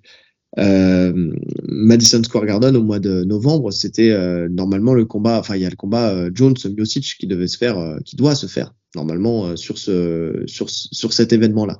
Donc deux gros événements pay-per-view qui sera en main event parce que McGregor a toujours été en main event de McGregor. l'UFC. Enfin, c'est McGregor, ouais. Mais bon, quand même, Miocic contre John Jones, c'est quand même pas un petit combat. Tu vois, il mérite aussi Non, il c'est pour une mérite ceinture. le main Chandler, event. Chandler, c'est pas une ceinture, hein, Chandler McGregor. Non. Et donc, normalement, la règle veut que ça soit la ceinture qui soit le main event. Donc, on en parlera après. On parlera après parce qu'il y a du changement potentiel pour ce combat de John Jones. Donc, en tout cas, voilà, il y a ces deux dates visées et je pense qu'il garde ces deux dates en fonction de ce qui va se passer justement pour John Jones, pour la décision finale. Qu'est-ce que je voulais dire? il va y avoir l'annonce justement dans le teuf de ce combat-là. Donc voilà, ça va sortir là. Moi, je me suis demandé si s'il avait pas fait exprès de tarder un petit peu justement pour rentrer dans le pôle USADA, que son documentaire commence à sortir, que tu vois qu'on s'approche du teuf, que de faire monter un peu la sauce, tu sais, de faire parler encore une fois. Est-ce qu'il va combattre? Est-ce qu'il va pas combattre? Est-ce que c'était voilà, il est revenu, mais qu'au final, Ah, on le verra pas dans l'octogone. C'est le Comment? temps de faire une dernière cure. Potentiellement. Ou alors le temps que la cure précédente puisse vraiment être sûre, tu sais, de prendre le temps pour qu'elle soit évacuée complètement, quoi. Parce que bon, si vous ne le savez pas, mais il y en a qui savent, il y en a qui ne le savent pas, mais quand vous faites une cure et quand vous vous dopez, en fait, il y a un moment Comment tu sais ça, toi? ouais, regarde-moi ce gros biceps. C'est que des Big Mac. Miam. Là, Burger King ici, et voilà, c'est ça l'histoire, c'est ça l'idée. Non, mais en tout cas, voilà, je le sais parce que je me documente et puis parce que je discute avec certaines personnes qui eux l'ont fait. Mais en tout cas, quand tu te dopes, au bout d'un moment, c'est plus dans ton organisme. Par contre, tu gardes le bénéfice du dopage. C'est-à-dire que ce que tu as capitalisé, la force que tu as pris, le volume musculaire, ce genre de choses, tu vas conserver quand même ce bénéfice. Donc c'est pour ça qu'ils peuvent se permettre de faire des cures, arrêter juste le temps que le produit disparaisse de l'organisme pour pouvoir re-rentrer dans le pôle USADA et faire en sorte de faire tous les tests, d'être clean, mais par contre de conserver en fait le bénéfice du dopage. Donc voilà, et c'est sûrement ce qui lui a fait qu'il a tardé un petit peu aussi à rentrer dedans. Parce que bon, je pense pas que ce soit une surprise hein, de se dire qu'il serait dopé. Pour le coup, on n'en a pas la preuve, mais bon, quand même, il y a des chances. Il y a des chances qu'à chaque fois qu'il a pris sa retraite, enfin, McGregor, c'est quelqu'un d'intelligent qui connaît bien le règlement et à chaque fois qu'il a pris sa retraite, on pense que voilà, c'est toujours là où il a pris toujours un peu plus de volume. Donc forcément, tu sais, l'un ne va pas sans l'autre. Et là, quand tu vois le volume qu'il a pris en très peu de temps, même s'il s'entraîne énormément, c'est possible que ça soit à cause de ça. Ça serait pas un secret. Donc voilà. En tout cas, il est rentré dedans. On va avoir le droit à ce combat. Enfin, on va avoir le droit à ce combat. Normalement, c'est-à-dire qu'il peut tout se passer, hein, une blessure ou n'importe quoi, mais c'est plutôt intéressant. Maintenant, est-ce qu'il est en capacité de revenir au plus haut niveau? Est-ce qu'il est en capacité de battre Chandler? Pourquoi pas? Pourquoi pas? Moi, Moi, j'ai du mal à y croire. vas-y, expose et après je dirai. Non, j'ai du mal à y croire. J'arrive pas à le voir. Après, là où il a une chance, c'est que Chandler, on l'a déjà dit, c'est pas le mec le plus intelligent du circuit, malheureusement. Dans le sens où pourrait faire tellement plus, Chandler, s'il était intelligent. Il a vraiment des capacités de fou, je trouve. C'est un de mes combattants préférés. Mais en intelligence de combat, c'est catastrophique.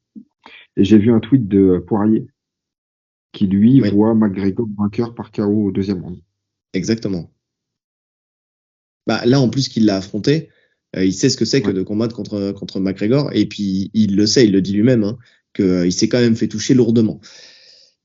Après, moi, pourquoi j'y crois? McGregor, on l'a dit, on l'a vu dans le documentaire, c'est quelqu'un d'intelligent et je suis presque persuadé que il va nous surprendre sur une stratégie qu'on n'a pas l'habitude de voir. C'est-à-dire que ces derniers temps, on l'a vu beaucoup plus sortir en anglaise et là, j'ai l'impression il va complètement changer sa manière de combattre. Déjà, il va peut-être sûrement ressortir plus de jambes, mais surtout, moi, je le vois peut-être plus sortir de la lutte et du sol. Contre Chandler. Ouais. Mais c'est possible, hein. C'est possible. Non, mais justement, de faire en sorte de mixer plus, de refaire du MMA mixé pour justement, pour potentiellement, soit pouvoir le mettre KO, ou soit pouvoir le surprendre, quoi. Je sais pas pourquoi, mais je le sens comme ça. Quand tu vois les entraînements qu'il s'est fait ces derniers temps, où tu le voyais lutter à un très haut niveau, hein, pour le coup, parce qu'il y en a beaucoup qui sous-estiment vraiment la lutte et le sol de McGregor. Le mec est ultra chaud. Ça se voit Ah non, techniquement, je suis il est d'accord. super propre. Et moi, je pense qu'en termes de lutte, il peut largement rivaliser avec Chandler. Même être meilleur que lui en lutte. Je le sens comme ça. Je le sens comme ça. Ouais, je suis pas d'accord du tout. Ah bah t'es pas d'accord du tout, mais je sais pas. Moi j'aimerais voir ça, j'aimerais y croire et franchement pour le coup, je sais pas pourquoi, mais je sens qu'il pourrait surprendre parce que personne s'attend à ça. Justement parce que tout le monde se dit non bah contre Chandler il va pas lutter, tu vois.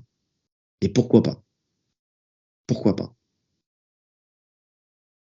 Parce que Chandler il a quand même une sacrée force de frappe aussi, hein. Il est très explosif dans le premier round, c'est très dangereux, tu vois. Donc Ah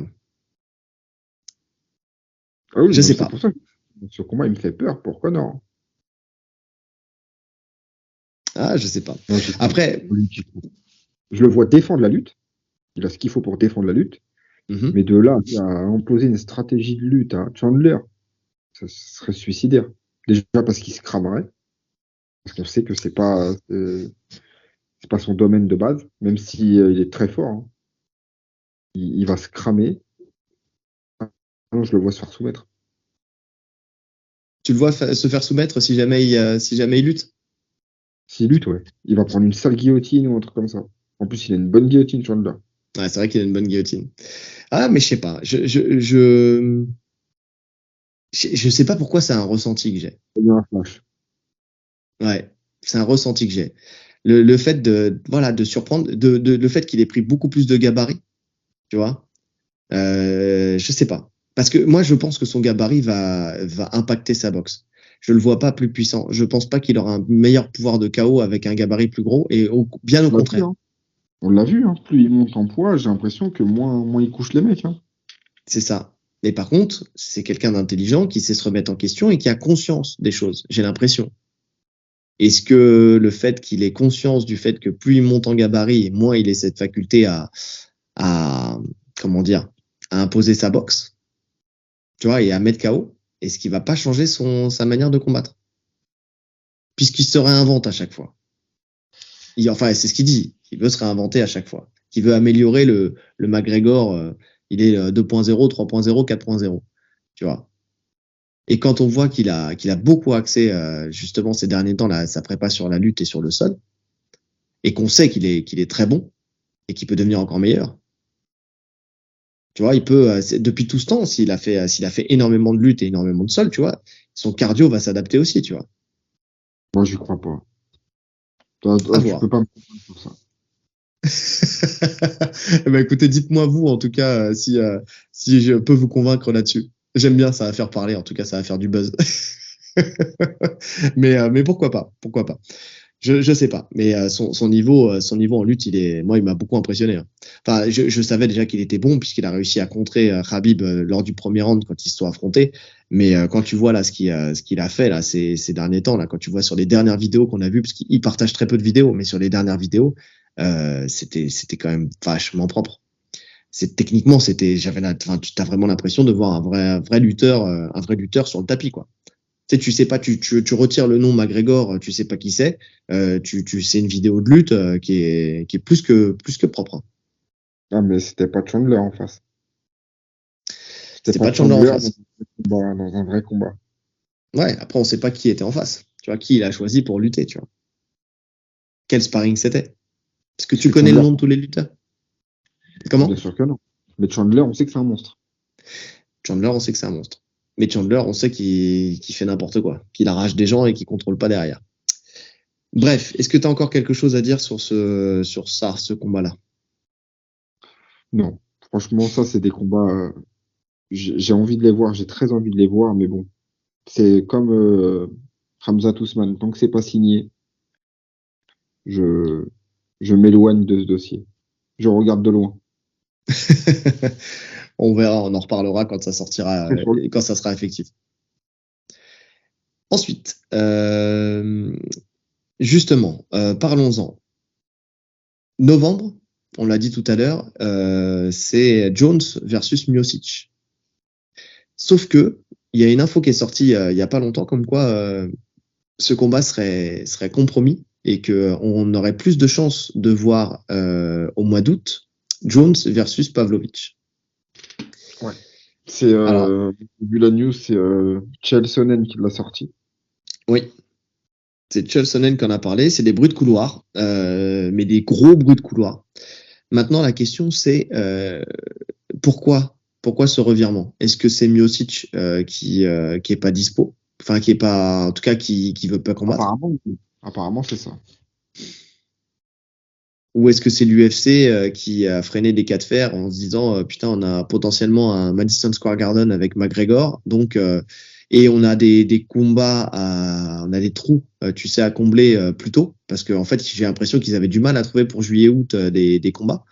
Et donc, est-ce qu'on n'avancerait pas et qu'on mettrait pas Pavlovich qui lui veut absolument la ceinture et donc veut absolument combattre John Jones, parce que si s'il couche John Jones, ça serait le premier à le faire, et en plus de ça, il deviendrait champion. Donc, Il s'appuie aussi sur le fait que Jones devait faire une tournée, je crois, en Nouvelle-Zélande ou en Australie, au mois d'août, ouais, et ouais, qu'il l'a décalé. Il vient de la d'accord, décaler ok, à la date de l'UFC. Donc potentiellement, ça voudrait dire qu'il serait sur la carte de l'UFC du mois d'août. ok. En tout cas, pour le coup, si ça se fait, parce que c'est pas encore Honnêtement, je officiel. préfère voir ça, hein. Moi, je préfère voir Pavlovich, Jones, que Miocic, Jones. Je sais pas ce que t'en penses, toi. Alors, je suis partagé.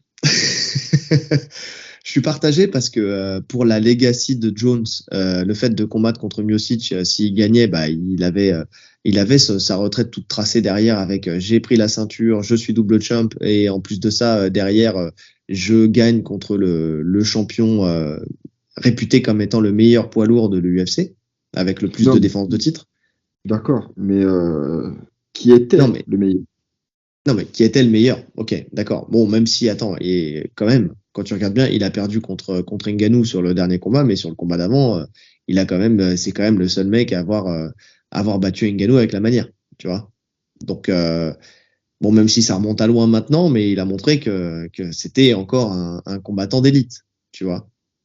Donc, ça reste quand même, c'était pas forcément un combat gagné facilement, tu vois ce que je veux dire. Mais là, en fait, je suis à la fois hypé parce que d'une part, Jones, grand respect à lui de porter ses couilles et d'affronter un mec comme Pavlovich qui peut éteindre n'importe quand et qui visiblement, pour l'instant, n'a pas eu besoin de la mettre en place, mais a aussi une super lutte et un super sol. À voir, on n'en a pas eu la preuve encore. Mais Bah, contre Zorim, c'était pas fou, hein. Bon, après, ça remonte, mais en tout cas, c'est ce qu'il dit. C'est ce qu'il dit. Après, il a peut-être progressé depuis. Mais en tout cas, il y a un risque à l'affronter. Maintenant, je respecte ça. Et après, c'est pourquoi je suis partagé, parce que c'est un peu le côté John Jones, c'est une superstar. Tu sais, ça fait partie de ces mecs où tu as envie que pour le coup, que la legacy ne soit pas entachée. Tu vois ce que je veux dire? Et là, c'est un combat où soit bah, il se hisse encore plus dans le fait, il assoit encore plus sa position de GOAT parce qu'il fait une masterclass sur un Pavlovich. Et là, tu te dis, oh, le mec est vraiment imbattable. Surtout quand tu vois la série de Pavlovich. Mais par contre, s'il se fait éteindre salement au premier round, là, là, il y a un problème. Là, il y a un problème dans la legacy, là. Là, il y a une couille dans le pâté, comme on dit, comme on dit. Donc voilà, je suis assez partagé. Bah, maintenant, je sais que c'est un combat que j'ai envie de voir parce que c'est un combat où je vais avoir les mains moites et je vais avoir la gorge sèche quand ils vont faire l'entrée dans la cage. Tu vois, ça va faire partie des combats. Tu sais, il y en a des comme ça où quand les mecs ils rentrent, t'es plus stressé qu'eux, quoi. moi, je veux voir ce combat parce que je voulais déjà voir à l'époque. On n'a pas eu, en fait, on n'a jamais eu Jones contre un mec aussi puissant, tu vois, qui peut t'éteindre d'un coup. À chaque fois, il y a eu, ça s'est pas fait. Il devait affronter Rumble, ça s'est pas fait, 93. Je Ouais, voulais voir ce combat absolument. Après, c'était Ngannou, ça s'est pas fait. Donc, je veux le voir contre ce profil de combattant. Et Pavlovich, voilà, je veux que Jones réponde à cette question. ouais, Parce qu'on sait que je son suis point d'accord. faible à lui, c'est l'anglaise, hein. Son point faible, c'est l'anglaise. En tout cas, visiblement, ça l'était, puisqu'il l'a travaillé, même si on n'a pas eu le temps de le voir. Mais bon, justement, ça serait l'occasion de le voir. Ouais, j'ai envie de voir ça. Moi, honnêtement, je préfère voir ce combat que contre Stipe. Je le vois au-dessus de Stipe. Même si ça serait, même si je le vois pas forcément le surdominer. Oh, si, quand même. En fait, je le vois meilleur dans tous les domaines. Je le vois gérer comme il faisait avant. Je le vois arriver à gérer. Parce qu'en plus, Stipe, il a un gabarit léger pour les lourds. Oui, Tu vois, les lourds ouais. modernes, là, ils sont quasiment à 120 kilos. 115, 120. Stipe, limite, il pourrait descendre en 93. Des fois, il a 105, 106. Ouais, je suis d'accord. Je suis d'accord. Ouais, c'est vrai. Mais en tout cas, oui, oui, c'est sûr qu'en termes de, j'aurais plus, ouais, c'est vrai. Mais si je me fie au baromètre main moite, j'ai plus envie de voir ce combat-là que de voir le combat contre Stipe. Contre Stipe, c'était plus pour l'histoire. Là, Ouais. c'est plus, mais là aussi, en vrai, c'est pour l'histoire, parce que en vrai, si surclasse Pavlovich et qu'il lui fait comme il a fait à Gann, pff, bah voilà quoi. Il y a plus de débat. Hein. Il y a plus de débat. Ah, mais de toute façon, ouais. Oui. Il n'y a plus de débat. Effectivement. Et en plus, ça répondrait aussi à des questions pour un Ngannou, quoi. Ouais, même si c'est pas tout à fait le même profil. Mais en Non, tout c'est pas cas, le même oui. profil, mais en tout cas, c'est dans l'approche d'un combat, justement, pour le coup, où tu viens et t'abordes un combat avec un mec qui sait te mettre KO n'importe quand, n'importe où. Bon, tu sais au moins, il garde son sang-froid et qu'il a les armes pour affronter ce type de profil. Ouais. Donc, à voir. Autre sujet. Il y en a beaucoup des sujets, je vous l'ai dit. Hein. Là, j'espère que les autres épisodes, il y aura moins de trucs parce que si on veut faire des cours, ça va être compliqué. On est déjà à 1h20. Le BMF, la ceinture BMF qui redevient, enfin qui va être remise en jeu. Donc cette fois-ci, ça va être Poirier versus Gaethje. Et on en a parlé en off, toi et moi. Et franchement, Je suis pas d'accord. bah non, on se pose la question du pourquoi Poirier versus Gaethje quoi. Bon, Poirier a un peu ce côté bad boy, effectivement. Non mais tu vois ce que je veux dire, c'est un combattant méchant. Tu sais, qui aime le sang, qui va faire la guerre, tu vois, il a ce truc un peu d'acharné, tu vois ce que je veux dire. Mais c'est pas quelqu'un qui fait du trash talk plus que ça. Gaethje non plus. Enfin, autant c'était justifié Masvidal versus Diaz, parce que là c'était vraiment deux mecs de la street, tu vois, qui étaient vraiment deux bad boys pour le coup. Même si Dana White se défend en disant oui, mais en vrai c'était des bons gars, comme Dustin Poirier, Gaethje, bah ouais c'est des bons gars. Ouais, mais j'ai envie de te dire là on ne demande pas des bons gars, là on demande que d'un point de vue comment dire entertainment, quand ils sont sortis, c'est des mecs qui vont jeter des bouteilles et qui vont se castagner équipe contre équipe à 20 contre 20, tu vois. C'est ça, the baddest En fait, motherfucker. c'est comme ça qu'il nous l'a vendu, cette ceinture. Oui, Et Gaethje, Poirier, même si c'est des guerriers dans la cage, c'est pas des mauvais garçons dans la vie, tu vois. bah non. Et je comprends même pas l'intérêt de cette ceinture. Déjà, de base, je la comprenais pas. J'étais pas forcément. Ça m'a pas hypé de fou, tu vois. Le fait qu'il y ait une ceinture BMF, je m'en fiche un peu. Mais là, c'est vraiment la mettre en jeu. Entre eux, il y a aucun intérêt. Mais par contre, visiblement, il y a beaucoup de combattants qui la veulent. Pour le coup, elle est très très demandée.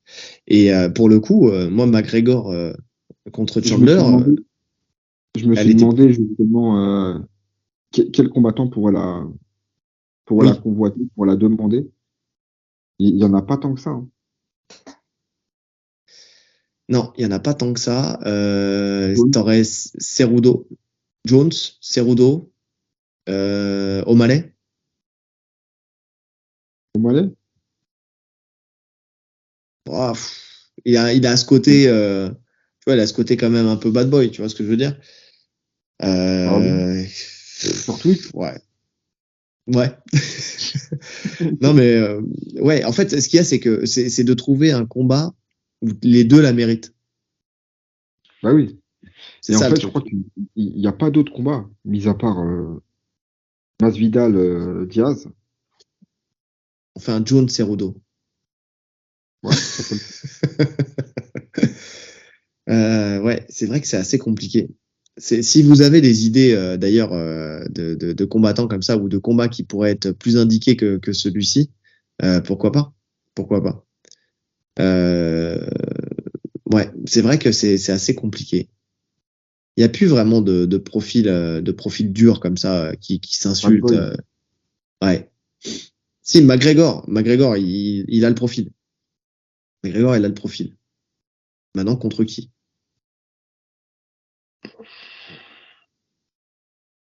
Ouais, tu vois, en fait, dans chaque KT, il y en a un, on va dire. Tu peux en trouver un. Il n'y en a pas deux.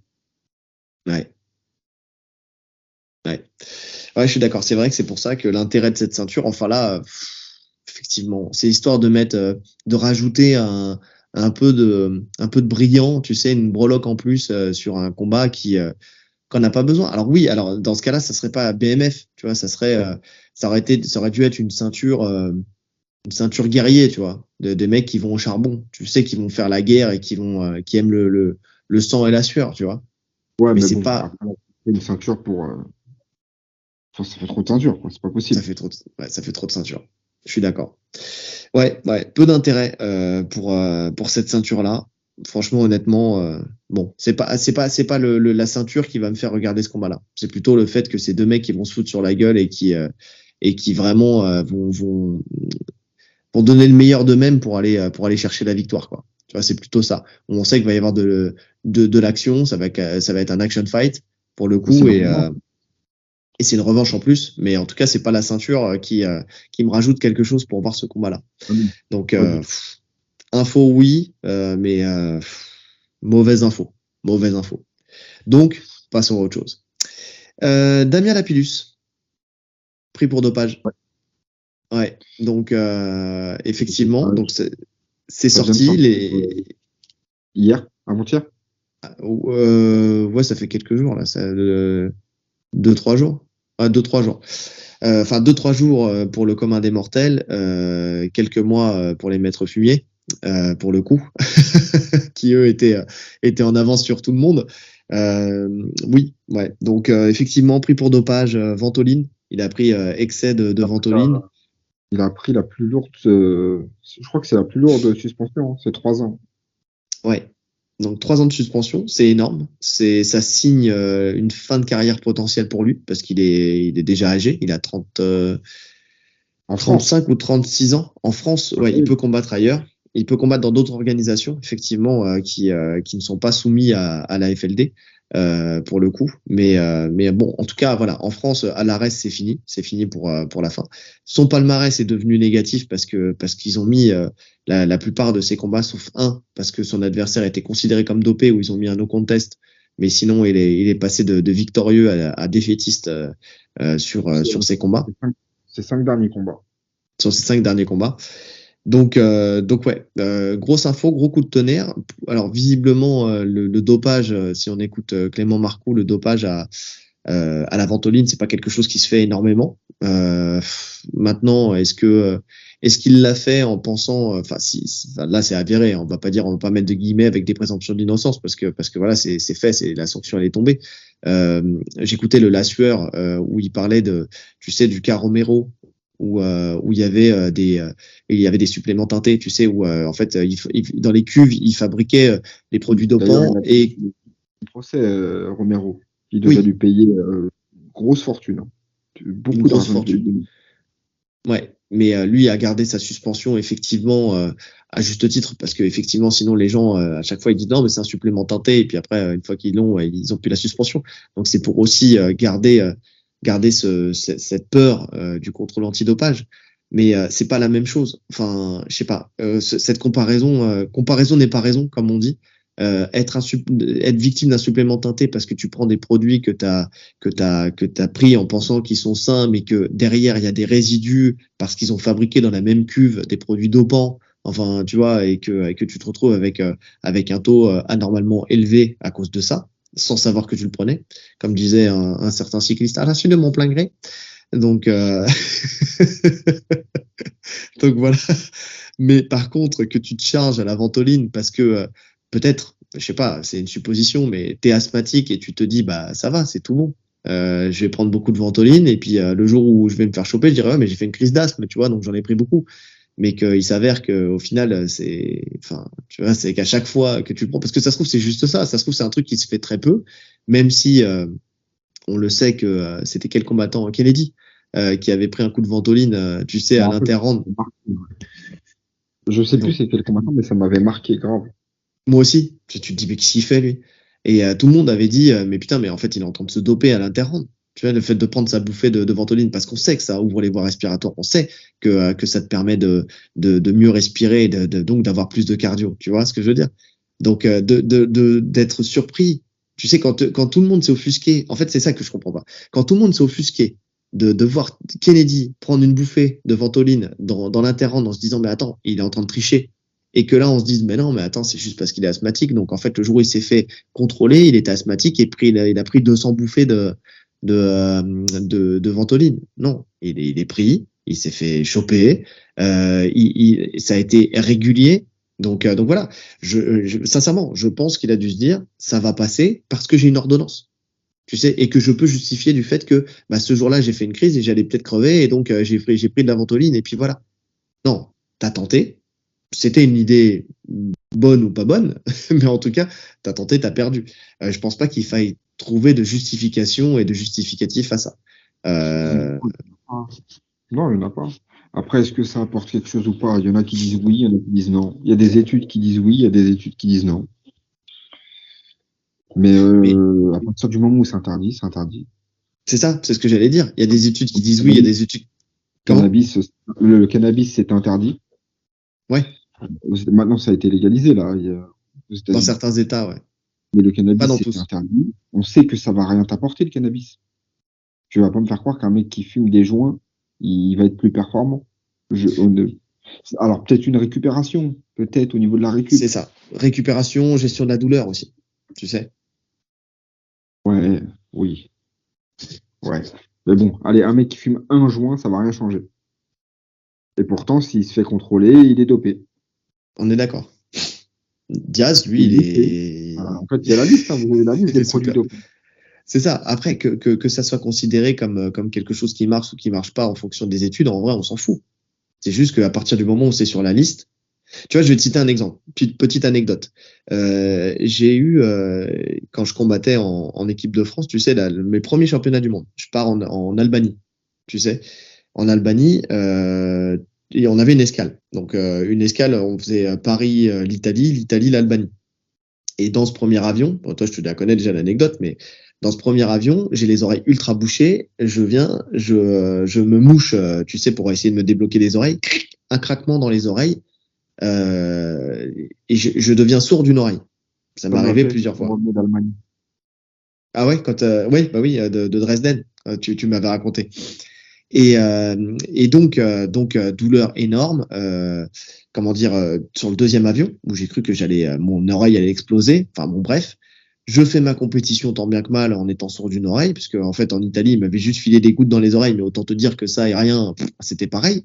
Mais par la suite, maintenant, à chaque fois que je prends l'avion, bon, maintenant j'ai trouvé une solution avec des bouchons, mais il fallait que je prenne de la cortisone, du Pivalone, tu sais. Donc de la cortisol que je me mettais dans le pif pour justement me déboucher les voies aériennes et donc toutes les voies ORL et ne pas avoir ce problème de douleur dû à la pression. Sauf que le problème, c'est que la cortisone est considérée comme un produit dopant.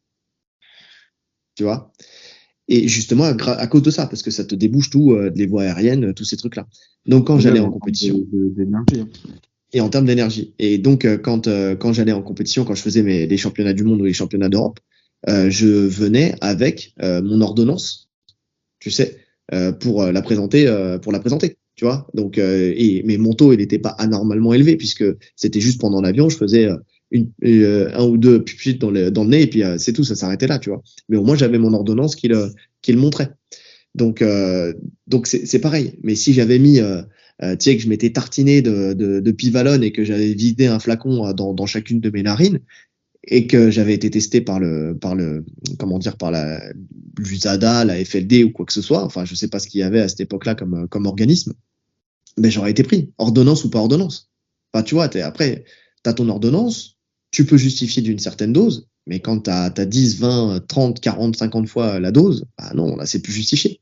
Tu vois, à partir du moment où c'est dessus, où c'est sur la liste, t'es mort. Donc, non, Après, sanction justifiée. Tu penses quoi de la durée de la sanction? Je pense quoi de la durée de la sanction? J'en sais rien. En fait, je pense pas. Je pense et je pense pas parce que en vrai, j'ai pas les connaissances sur le pourquoi du comment il donne cette sanction-là. Tu vois ce que je veux dire? De ce que j'ai lu, c'est vraiment la France, ils font partie des pays les plus stricts en termes de dopage, apparemment. C'est possible. Ce qu'il a C'est pris possible. là, il a pris la sanction que Dillashaw a pris pour le PO. En sachant que le PO, je crois que dans le truc USADA, c'est la substance la plus lourde, on va dire. Ouais, ouais, ouais. Non, après c'est peut-être pas justifié, surtout quand tu sais que l'âge qu'il a, tu sais, voilà.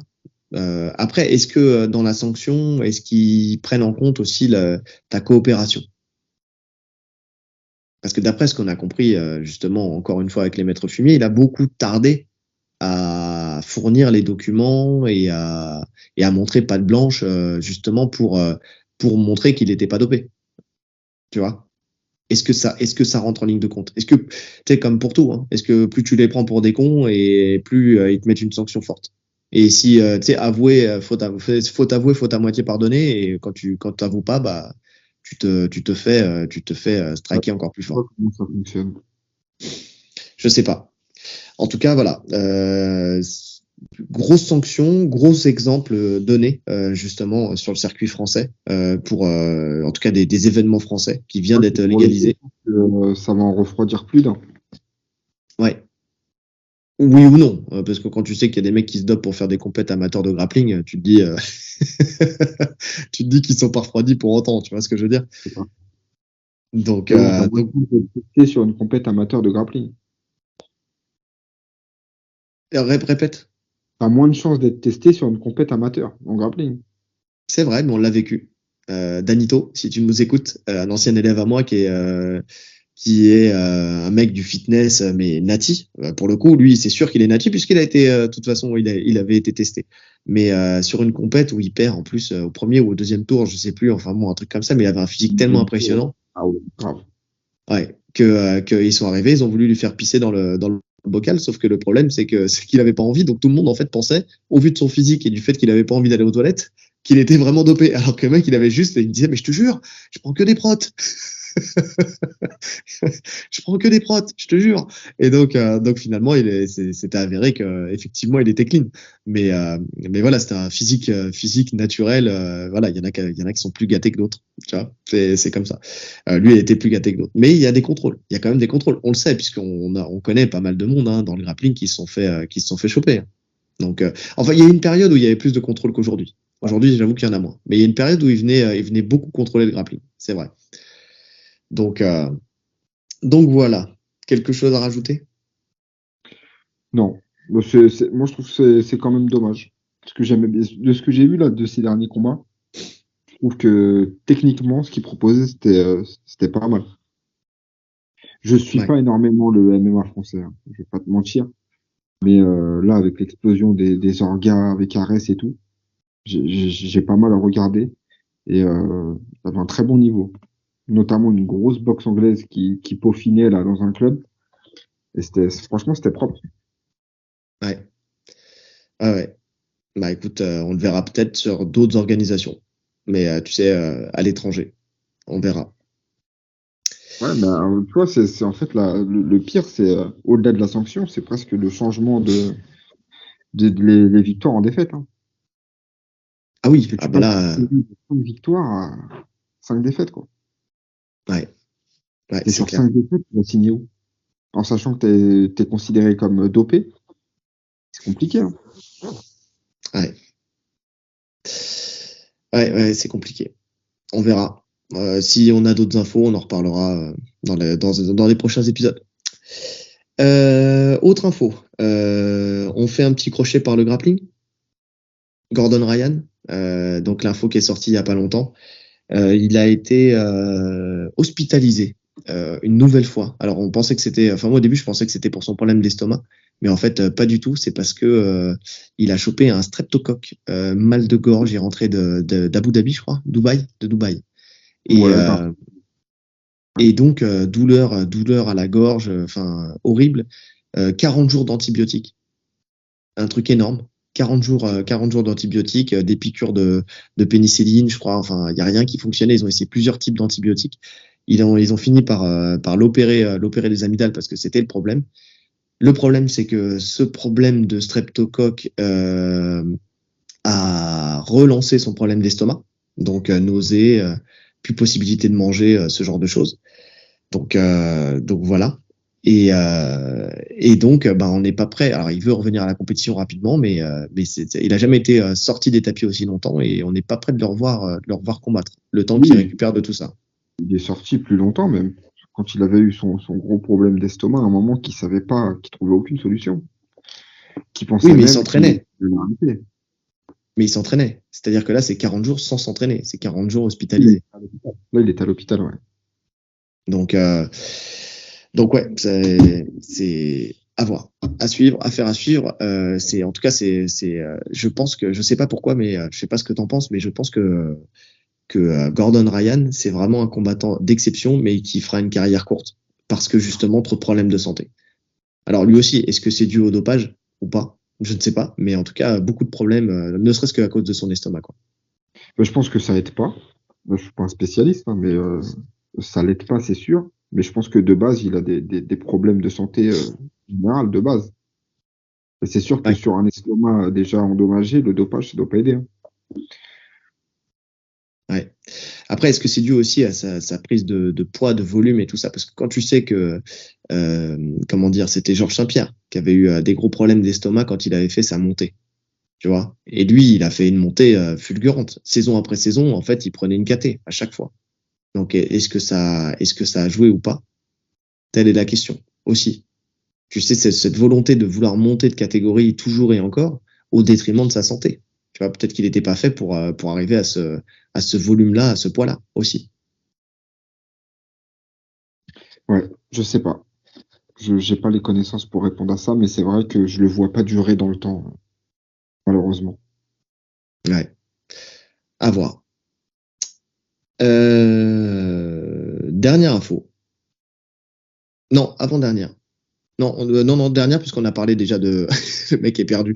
On a parlé déjà de John Jones contre Fury à l'UFC. Donc, dernière info. Et là, donc, un petit point français aussi. Greg MMA, qui va reprendre la compétition à l'Hexagone, donc l'organisation Hexagone. Le 28 juillet, alors beau lieu en plus le 28 juillet puisque ça va se passer au théâtre antique d'Orange, donc un truc tu sais vraiment romain, tu vois, ça va être sympa, mais ça fait longtemps qu'il en parle de reprendre la compétition et donc il y va. Donc déjà pour un combat, on verra par la suite. L'adversaire, on l'a pas encore. Maintenant, voilà, il est sur cette carte-là. Donc, hâte de le revoir, justement, de le revoir combattre et de voir ce que ça va donner. En fait, tous ces entraînements qu'il fait, le fait d'avoir rencontré tous ces champions lors de ces vidéos, le fait qu'il soit sûrement plus technique et plus en forme alors peut-être pas plus en forme, mais qu'il ne l'était à l'époque. Hâte de voir ce que ça va donner. Ouais, moi je m'interroge sur la catégorie. À ton avis, il combat en quelle caté? Est-ce qu'il va faire un gros cutting, il va descendre? Ou est-ce qu'il reste en 93? Et Est-ce finalement, qu'il s'il reste combat là, un poids, il combat à 93. S'il combat à son poids, il combat à 93. Est-ce qu'il descendra en moins de 84 et qu'il perdrait les kilos? Je sais pas. Est-ce qu'il a encore le mental, enfin l'envie d'aller faire un gros cutting?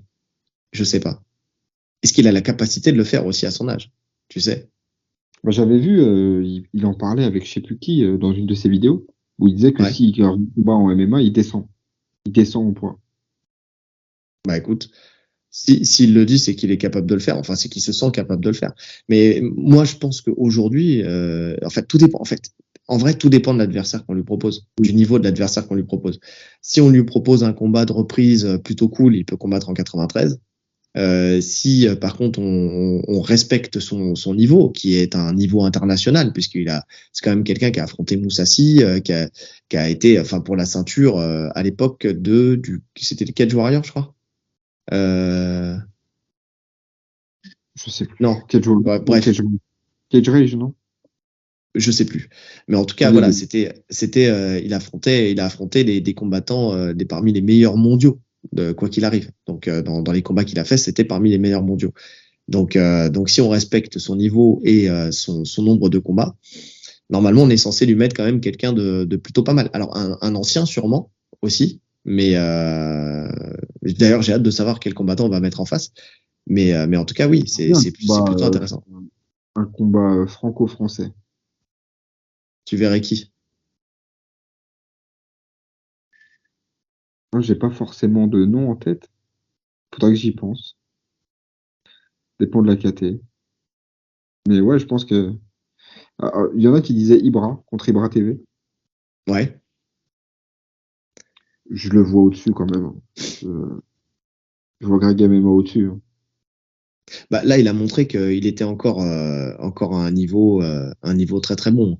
C'est vraiment ceux qui vraiment le mettent en difficulté, c'est l'élite des petits jeunes qui viennent d'arriver. Tu vois, c'est des Saladin Parnasse, c'est des Baki, c'est des Mansour, c'est des mecs qui sont au top de leur catégorie, quoi.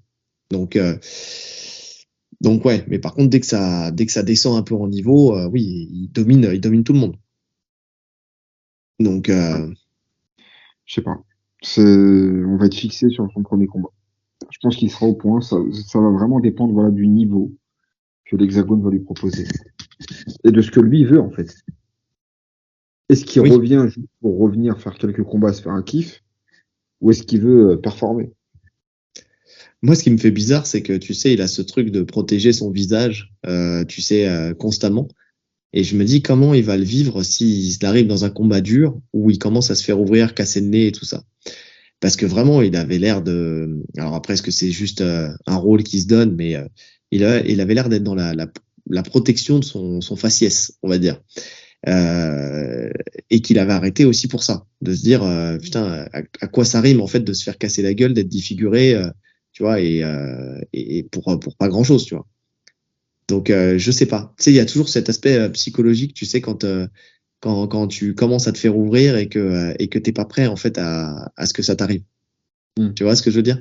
Et je sais pas ce que ça va donner. J'ai hâte de voir aussi ce combat. J'ai hâte de voir ce combat. Peut-être que j'y serai en plus sur place parce qu'il y a Nora Cornol qui s'entraîne chez nous, qui peut-être combattra. C'est pas sûr encore. Donc à voir. Et dans ce cas-là, je serai peut-être dans son camp. Il faut juste que ça s'organise correctement parce que je suis censé partir et donc voilà en vacances et tout. Mais bon, peut-être qu'on fera un crochet. Enfin, je vais pas raconter ma vie, mais peut-être que je serai sur place. Donc j'ai hâte de voir ça. J'ai hâte de voir ça. Ouais, en tout cas, gros coup médiatique de l'Hexagone. Parce que Greg MMA, pour le coup, c'est une star française. Sur les réseaux, c'est une star. Ouais, je suis d'accord. C'est peut-être même le visage le plus connu du MMA pour le grand public. Oui, tout le monde le connaît maintenant. Tout le monde Greg MMA. Tout le monde. Greg bouche la game. Voilà, Greg bouche la game. C'est-à-dire, le problème, c'est quand ils vont voir l'affiche, ils vont pas savoir que c'est lui. Il faut qu'ils mettent Greg MMA. Parce que Greg bouche la game, personne ne sait qui c'est. Greg MMA, tout le monde sait qui c'est. Tu vois, c'est ouf. C'est le même mec, mais juste tu mets son nom et personne ne sait qui c'est. Ouais, donc, mais parce que vraiment, tout le monde le suit. Ça veut dire qu'il n'est pas dans les conflits self-défense, tel sport. Comme il travaille pour Karaté Bushido et qu'il représente tous les arts martiaux, vraiment, il est le soutien de tous les arts martiaux pour le coup. Ouais, clairement. Donc ouais. En tout cas, à voir. Mais j'ai hâte de voir l'adversaire. On vous en parlera de toute façon quand il sortira. Bon, je pense qu'on a fait un grand tour de l'actualité pour ce premier épisode. On est à 1h50. Donc c'est plutôt pas mal. Hein. On avait dit léger. Non, j'avais dit que ce premier épisode serait long. Les prochains, on va les faire plus courts. Promis. Promis, juré, craché. Voilà, je vais pas cracher dans mon salon, mais promis, juré, craché, on va essayer de les faire plus courts. Donc en tout cas, voilà. N'hésitez pas à nous faire un retour sur ce nouveau format d'actualité. N'hésitez pas à commenter, partager, liker sur toutes les plateformes, comme d'habitude, que ça soit YouTube. N'hésitez pas aussi. Oui, qu'on puisse y répondre dans les prochains épisodes. Donc, on est là pour ça. En tout cas, il nous reste plus qu'à vous souhaiter une bonne journée. Une bonne soirée. En fonction de l'heure à laquelle vous nous écoutez. Allez, salut! Salut!